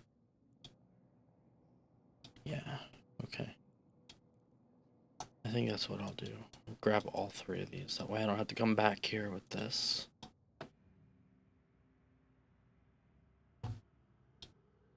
Yeah, it is. They've done a lot of work to get everything looking the way that they do.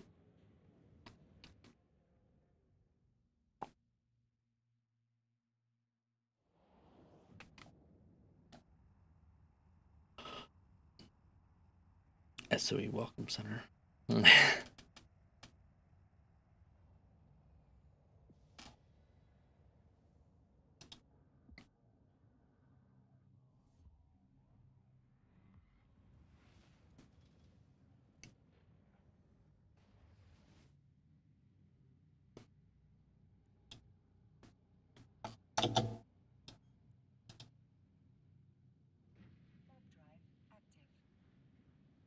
There we go.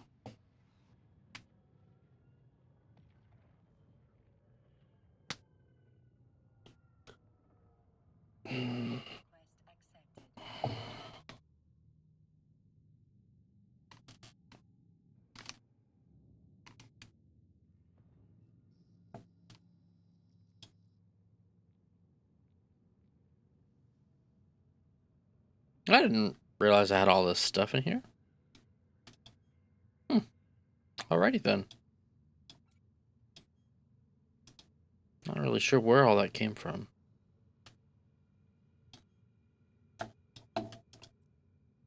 But we'll go ahead and try to sell everything. Let's see what happens.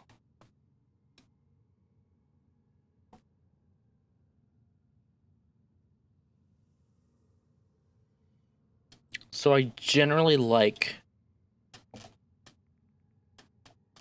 try to see like what's around like special edition commodity.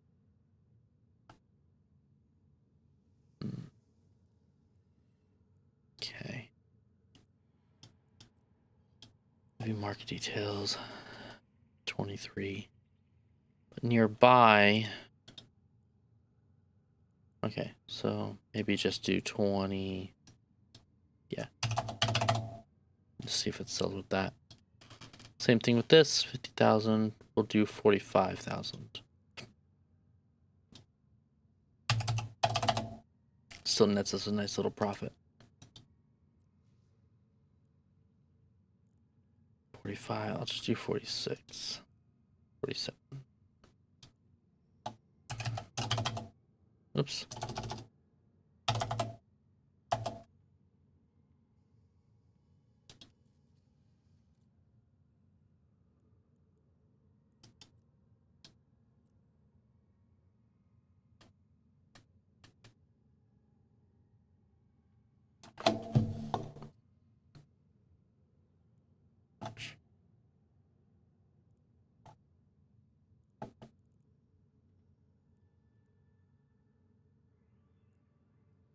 So it's not really worth anything. And these usually aren't anyways, so. Carbon's not going to be worth much, and I'm not going to worry about selling that. So we'll just sell these and see what happens in about 3 months' time.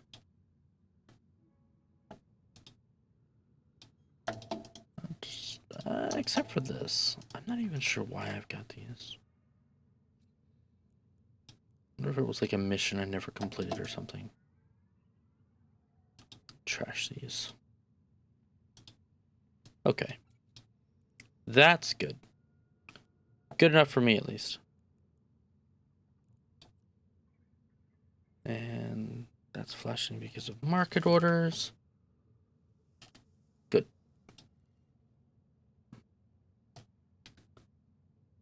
All right.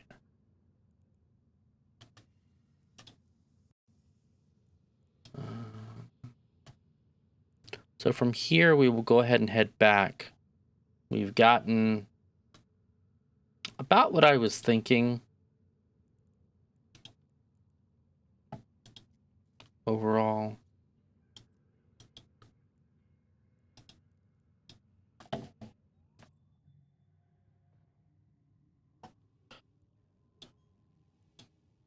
But even still...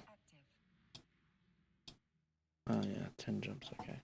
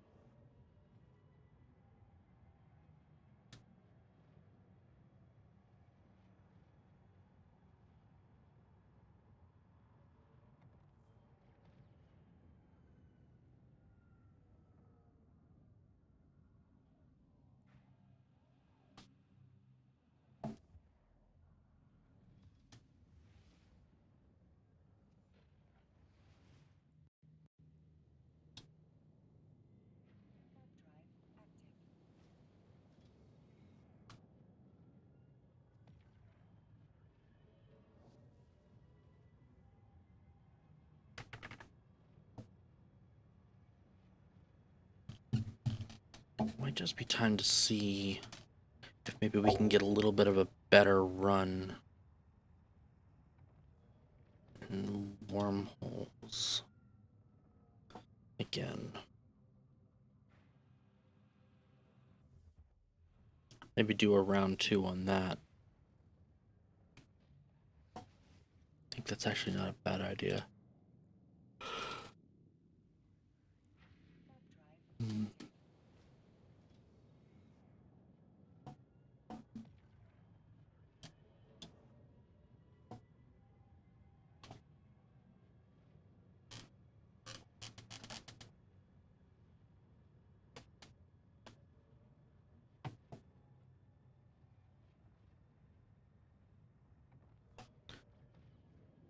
Okay, that's good. That is a waypoint.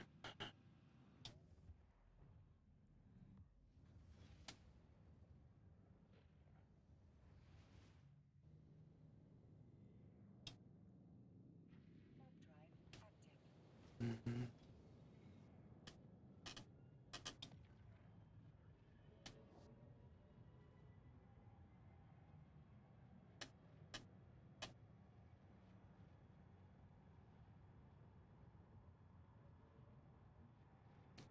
Two, one, 2, 1.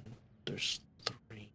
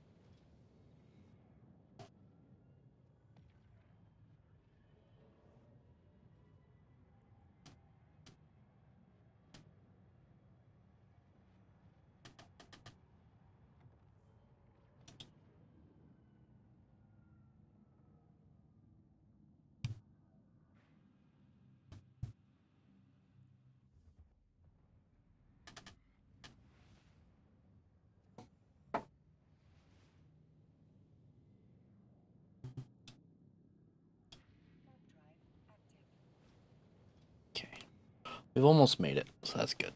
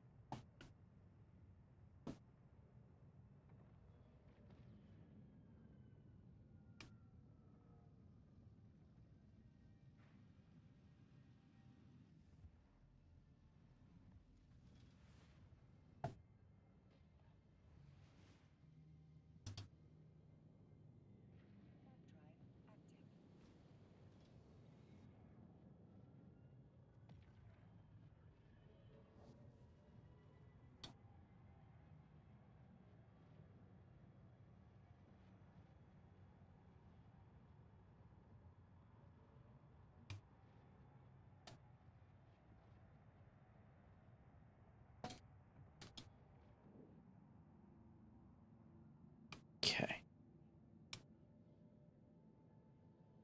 Docking permission requested. Docking request accepted. Not the best travel ship, but does get the job done.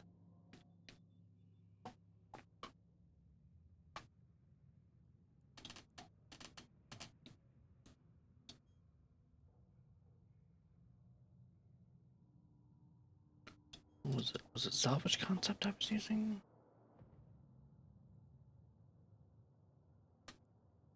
Just yeah, good.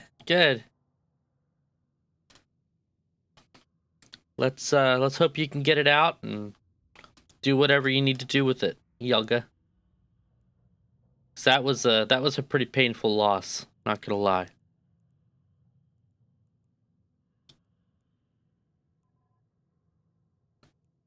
Okay, so this one's been reconfigured. And base sensor strength is still 82. I'm gonna see if I can increase my scan strength before I go back out. I think overall, that's what I would like to do. Scanning equipment. Is it range finding? That increases the strength. Yeah.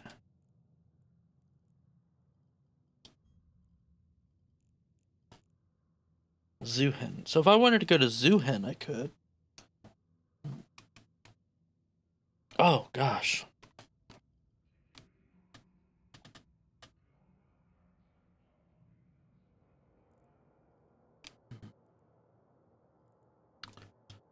Already heading over to... No, that's Madrid.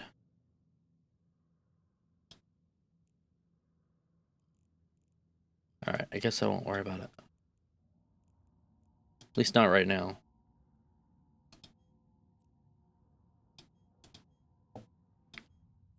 Because I have it in something else. Oh, right. Drop these off.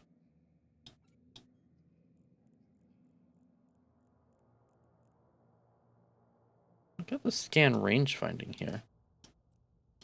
This was... Oh, this is scan strength. Okay. Cool. So that'll increase it to 85. That's not really much, but... That's okay.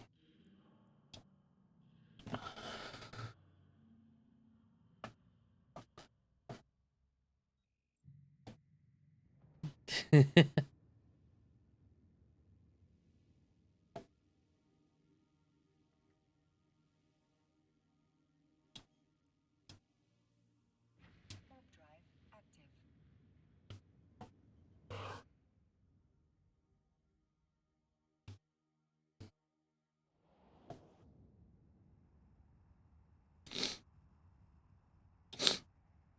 All right, guys, let's see what I can do. Hopefully Bob's on our side tonight. We're going to find out. Warp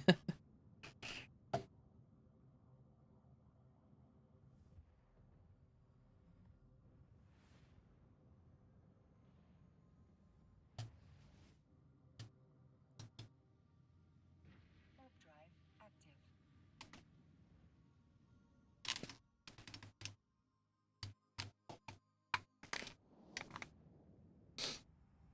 Actually, this one's got 3. I should stop here.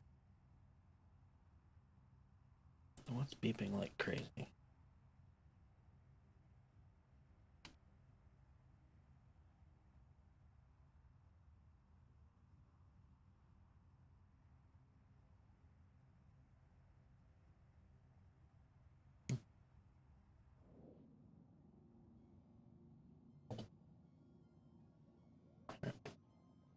So, yeah, pretty much we're going to be continuing what we started on Monday at this point, and we're going to see if we can get ourselves lost on a wormhole chain and hopefully make a little bit of ISK along the way.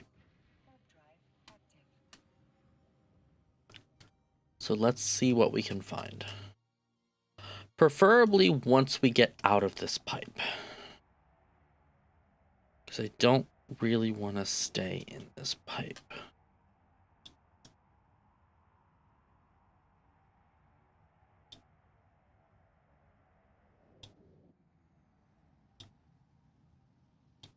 Although if I thought I could make it through Beak, I would.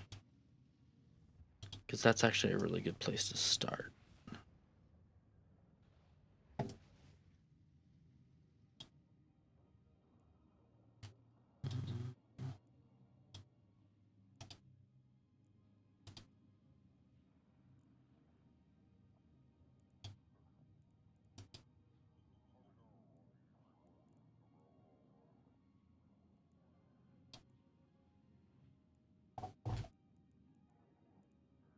Yeah, I think we can. Let's not go around. Let's do shortest. In this case. Warp drive active. I'll keep checking, because I can still divert if need be.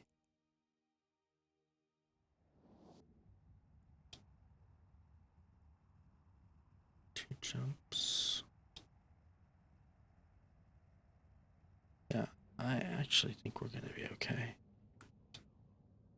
It's a nice quick way gate out, so go ahead and give it a try. Worst that'll happen, we'll lose the ship. Maybe I'll fling a little bit of salt. Who knows? Right? Warp drive active. At least I won't have lost a devoter. Poor Yelga.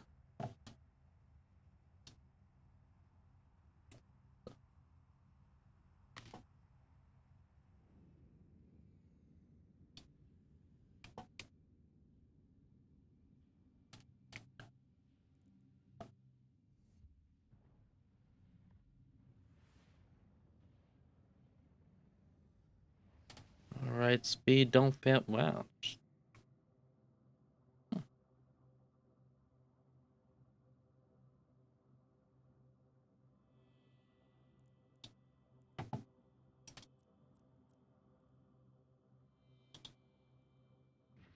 drive active. Let's actually just see if we can hop into a hole from here. We might actually be in a pretty good spot.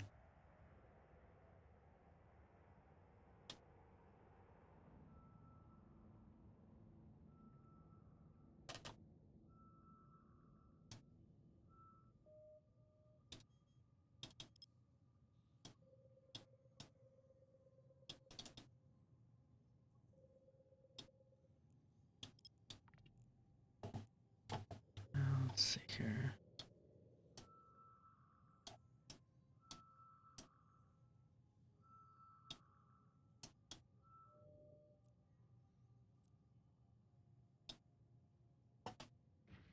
There's a wormhole and a relic site.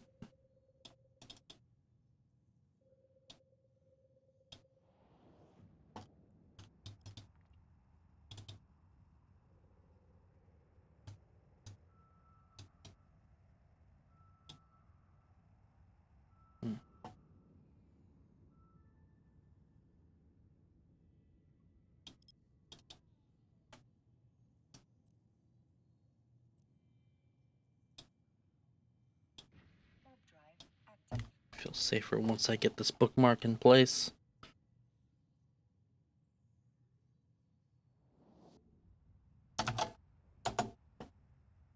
There we go. It's not much, but it's at least something.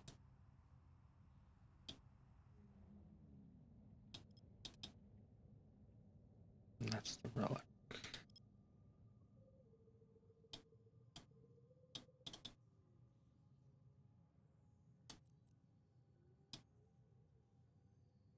Warp drive active.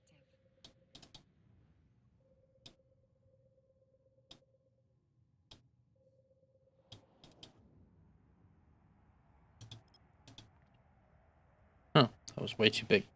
I thought that was a lot bigger than it was.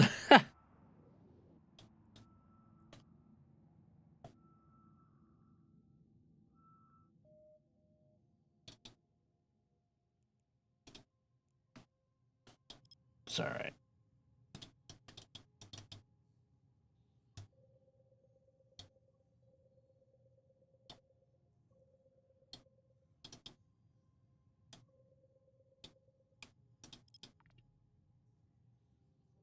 Okay.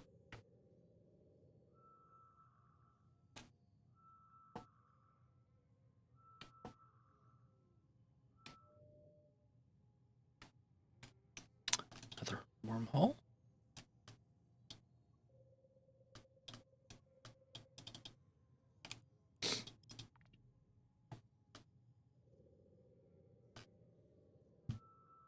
Good thing about low sec, you can find a lot of low class wormholes in low sec and hop right on in without having to worry too much.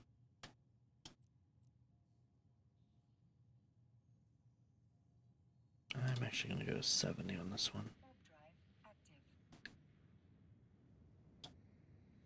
That'll probably be a better option.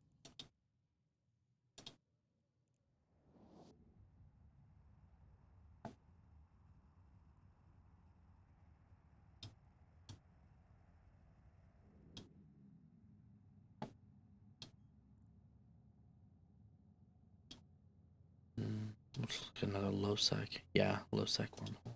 Okay. So we've got a connecting low sec. Warp drive active. That's kind of neat. Low sec to low sec.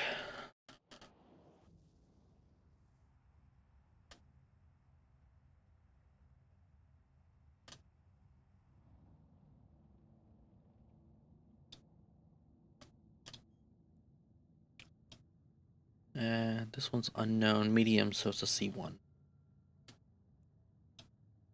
It's also K162, so it's either going to be its wandering or not. Don't know. We will find out. Just zoom in. It should be fine.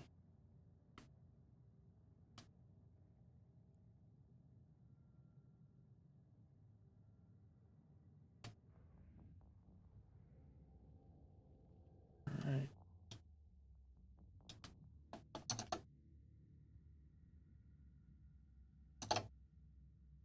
Like I thought, C1. Okay, and the low sec J1 or 2 J22244. Wow, words are really hard today.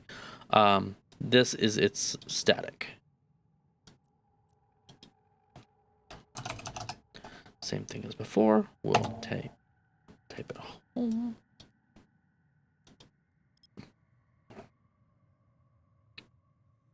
And let's see if we can make ourselves mark.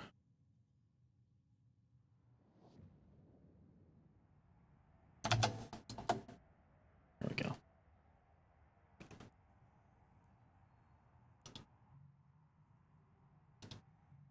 I don't really see a whole lot here.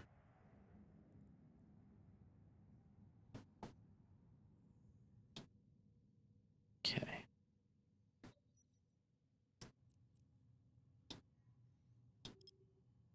Warp drive active.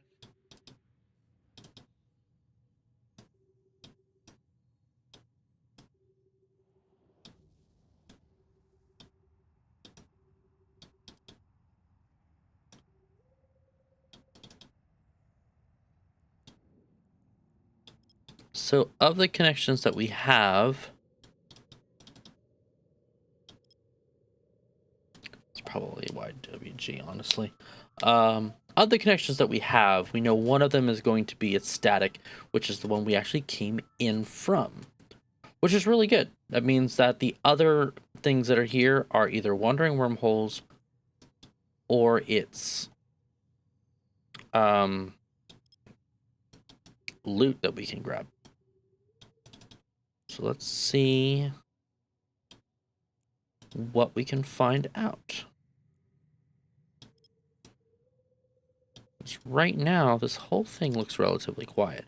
And since it is attached to a low sec that was already quiet on that side, this is one of those rare instances where going directly from a case space into this means that if there is anything exploration related that we can do, we can find it. And in this case, we're actually reduced because I can't do data sites now because I didn't bring the scan module with me.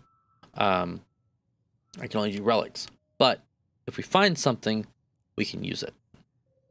Essentially, because even though we're still one off from the case space we entered, we one off from a low sec, and low secs are generally passed through, and people don't usually stick around to scan a whole lot.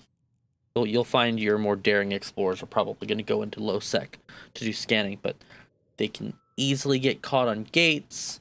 You know, smart bubbles. Okay, that was a gas site. There's just, there's a few different things that can cause them to just have a bad day, if you will, in EVE Online.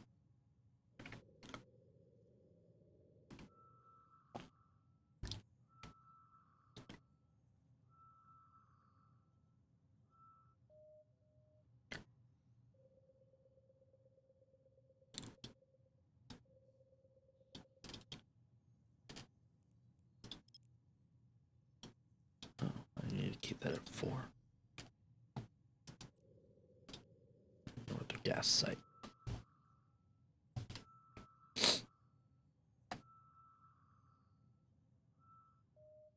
Okay.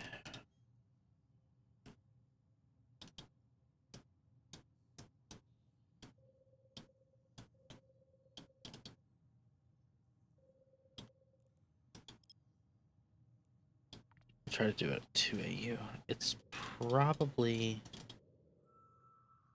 if I had to guess, I should find it. No? Okay, I'll have to stay at 4 until I can actually lock it down. Oh, what a mess.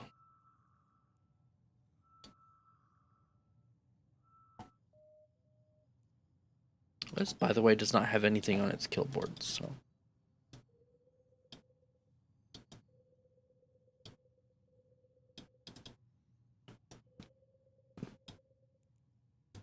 Excuse me. Man.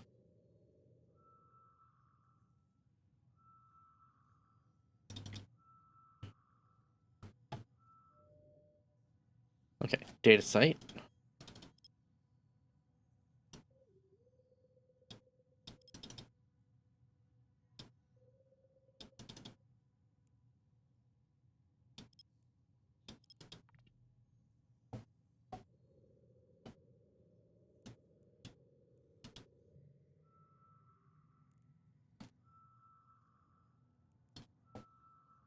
those are mine.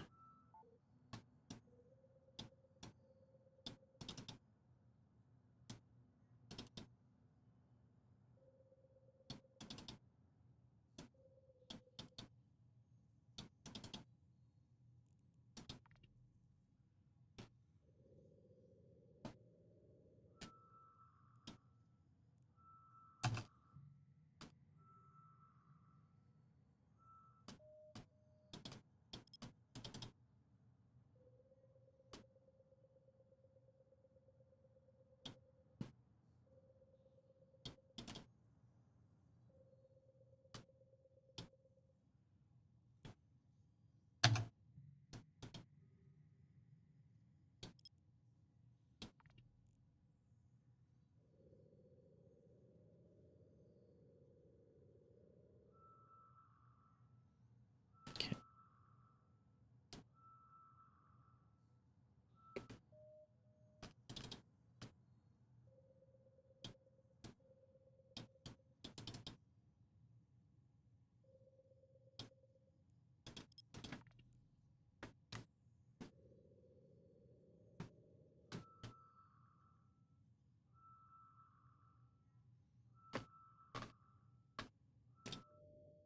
And another data set. Okay, so this didn't produce any hits.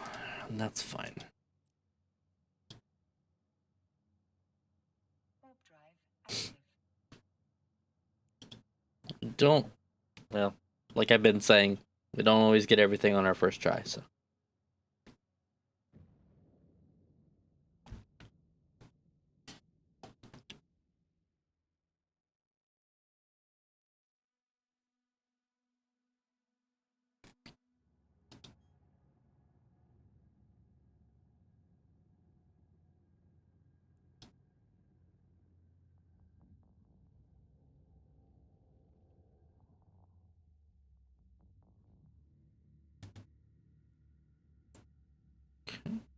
Actually, let's go through that other, let's go through that other low-sec wormhole Active. and see what else we can find there. Because honestly, that's not a bad idea. Just hop through low-secs.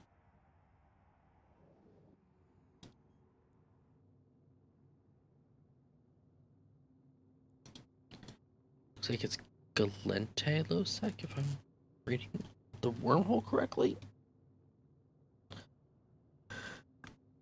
I want to say Galente space? Maybe? There's people here.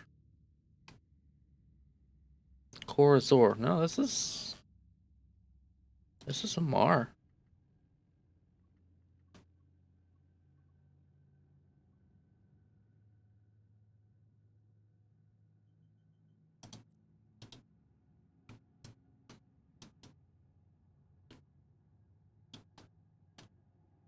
This is close to the Eve Gate area.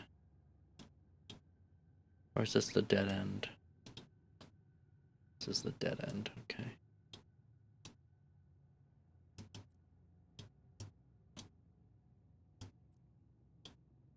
Syncon. That's a good place to go. Overdrive active. Alright. That's fine. We can actually resume everything in a Mar space. It's even better.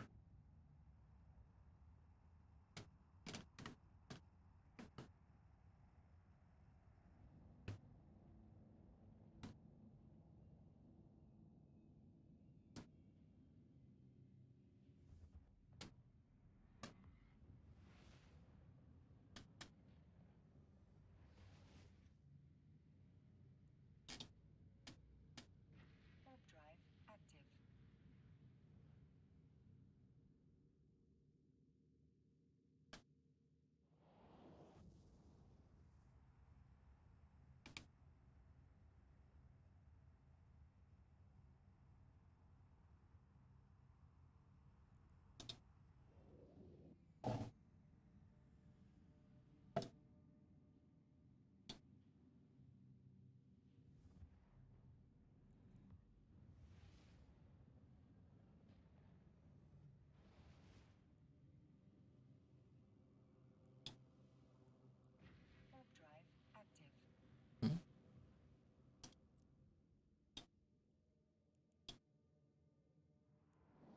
Oh, right.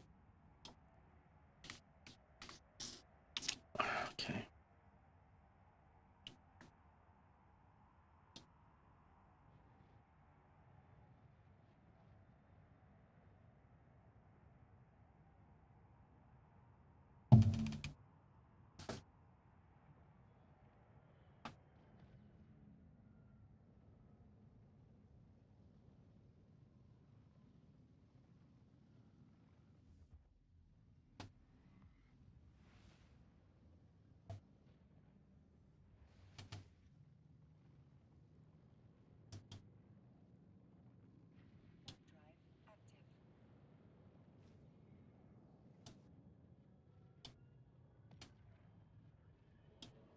Drive active. Save anyways.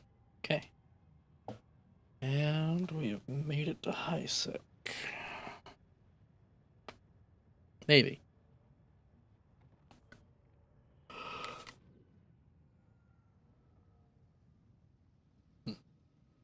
Hmm.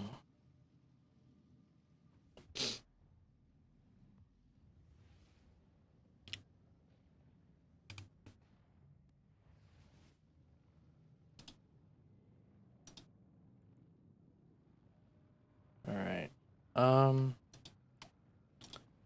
Actually, if I remember correctly, I think I did scouting for this area. This was this actually looked like a pretty decent place to set up shop. Or was it? There's a Mar. Maybe it was up further.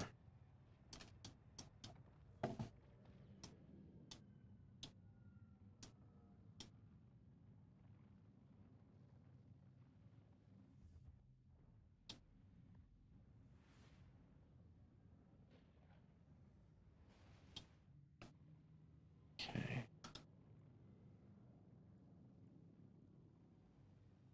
It's not too bad. I can use Zincon. See where I can go from here.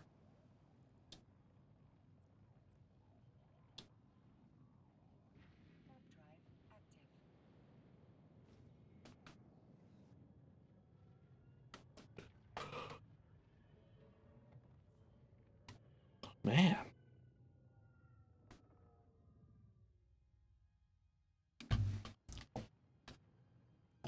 Okay.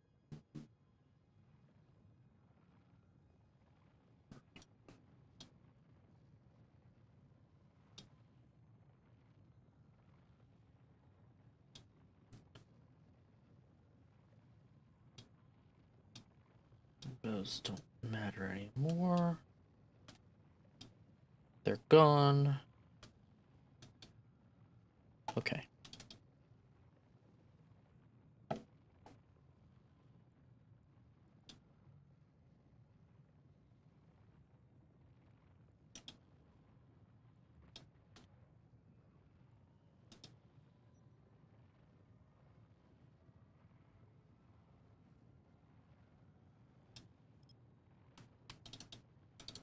right. Let's see what we can find.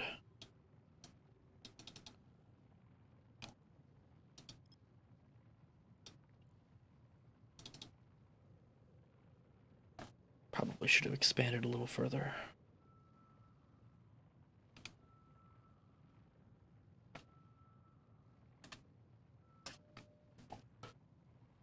Okay.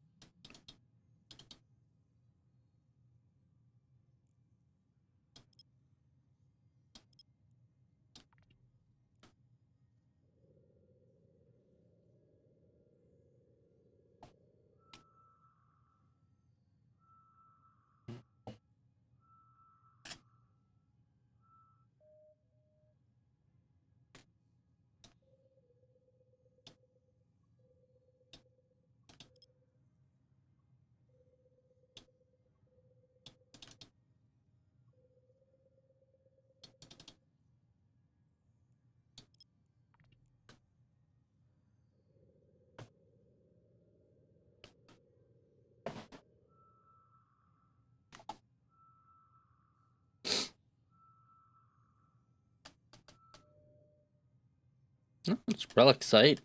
If we wanted to do that.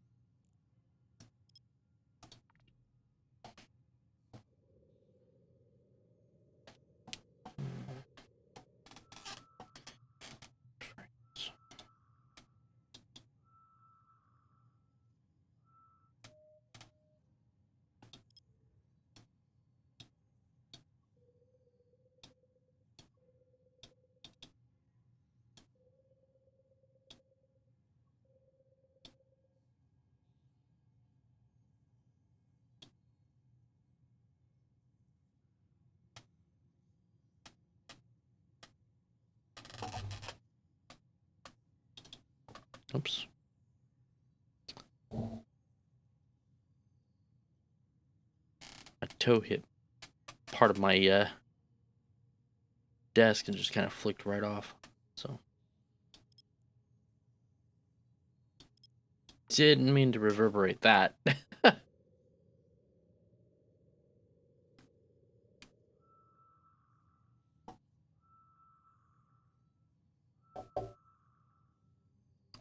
Yeah.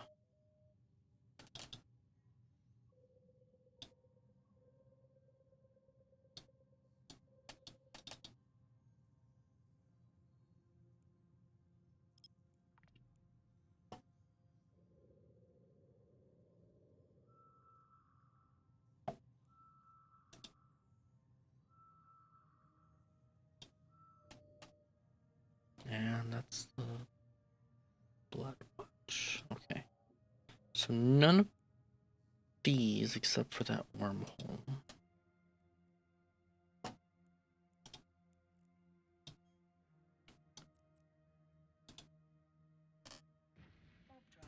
Warp over there. Check this one last time.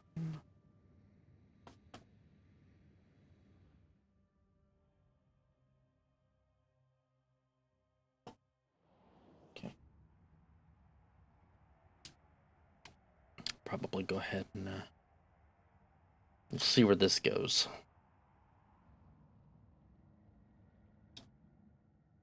Oh.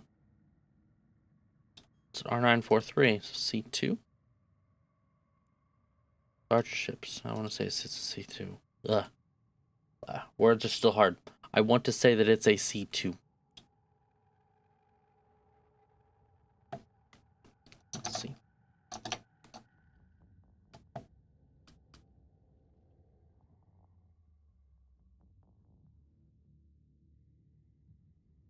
A lot of connections here. And essentially speaking, if anything happens here, and that hole collapses, I'm stuck in here for the night. So let's see what we can find out. I like this already.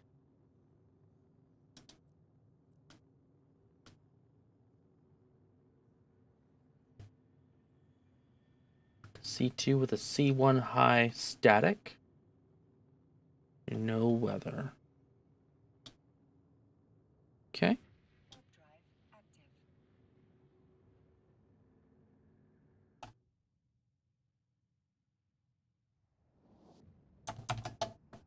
A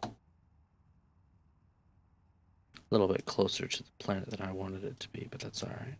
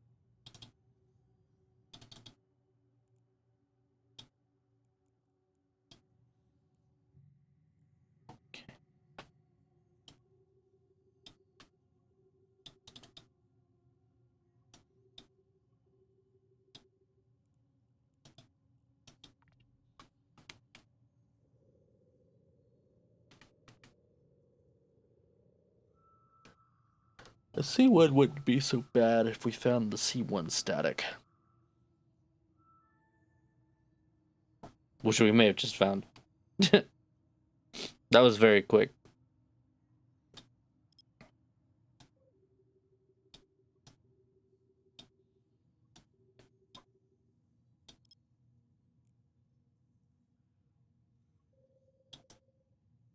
I'm actually gonna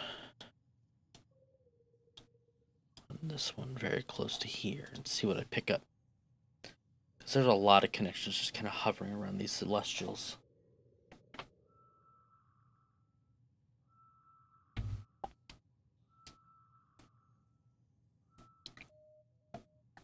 Nope. These two.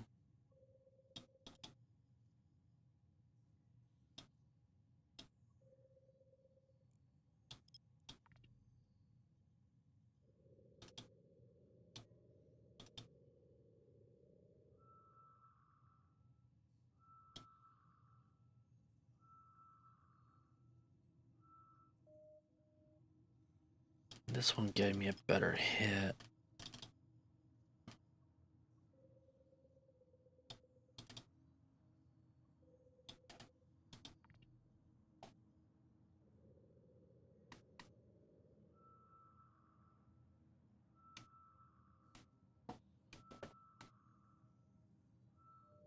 Yep, that one's a wormhole. It's kind of what I thought I was going to find there.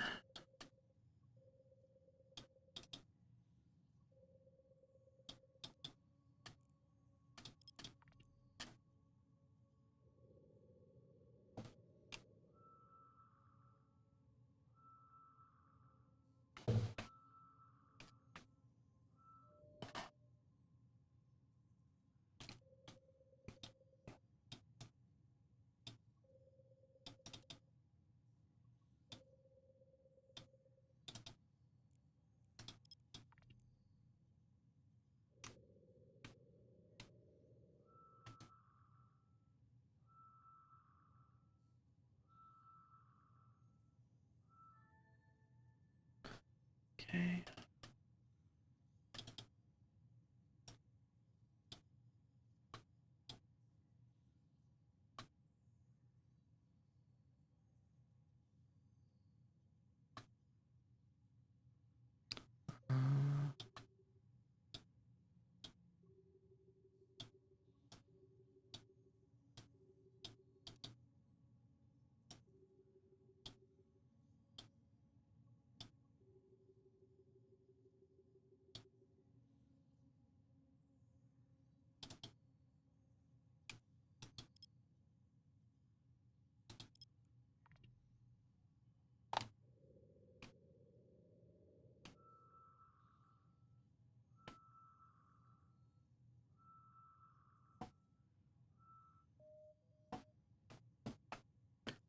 Didn't really provide me with anything.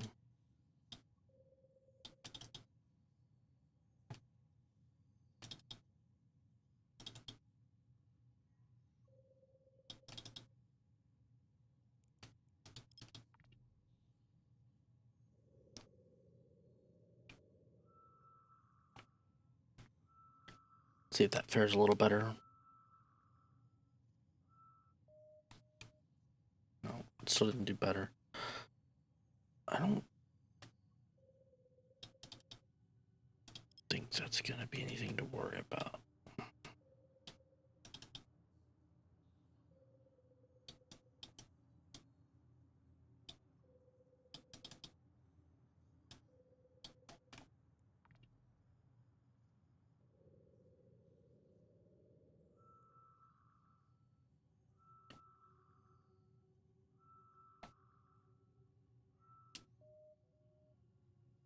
There we go, that's better.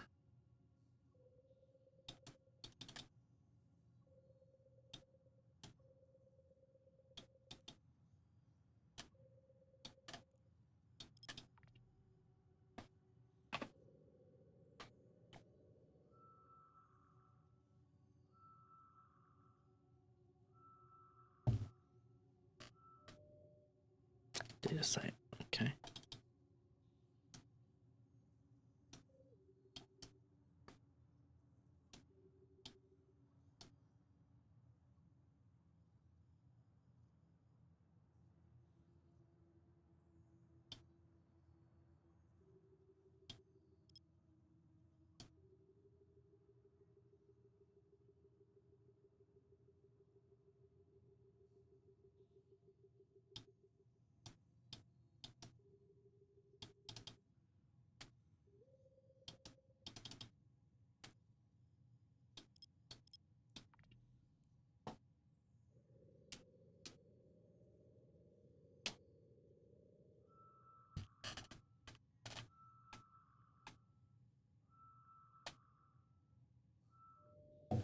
Okay.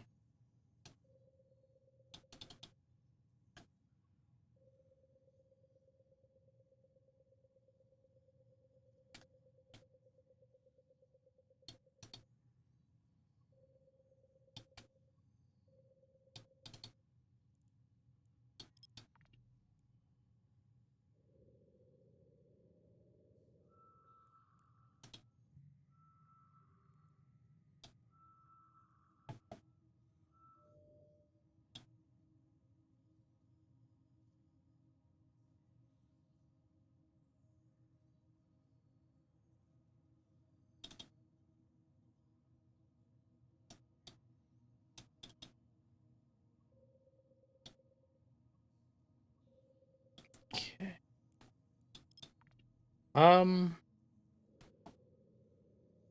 Think it actually might be.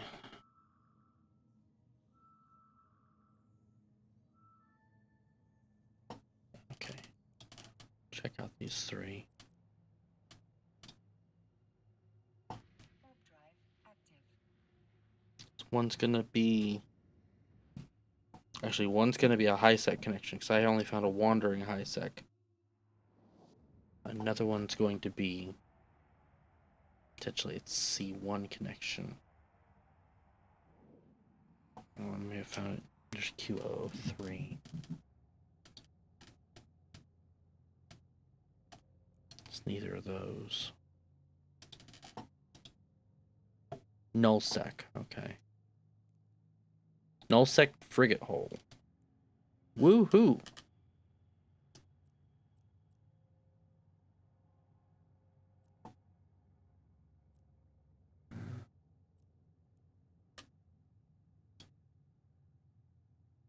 Warp drive active. I think I'm actually gonna make this my last warp.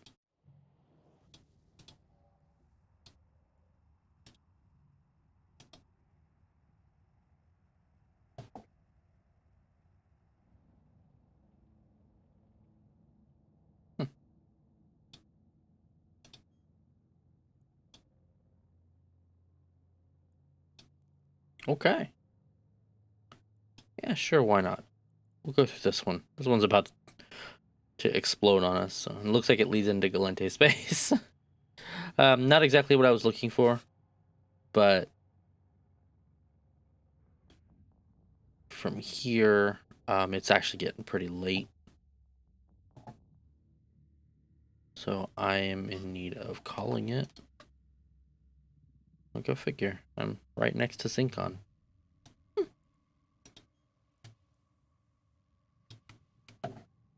Did I land? All right. Oh, okay, yeah. So I came. That's right. This. I thought I hit that hole. Okay, well. Yep. So I'm stopping in Amar space for tonight.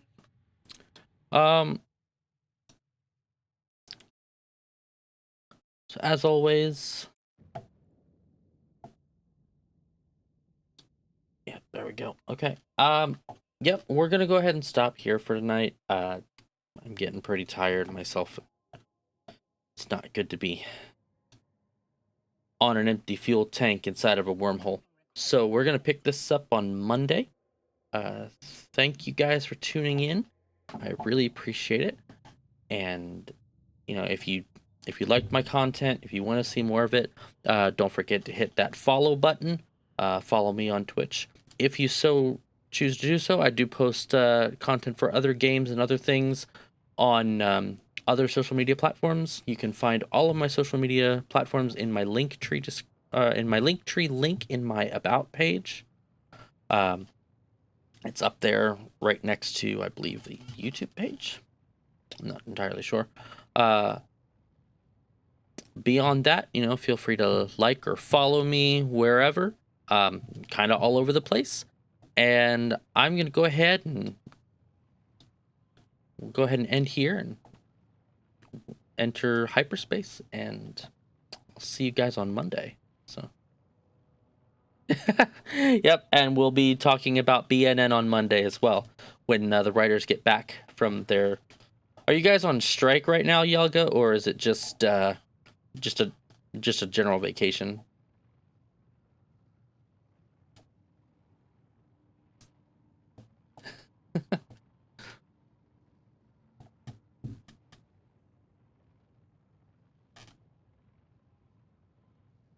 If I had to guess, they're on vacation.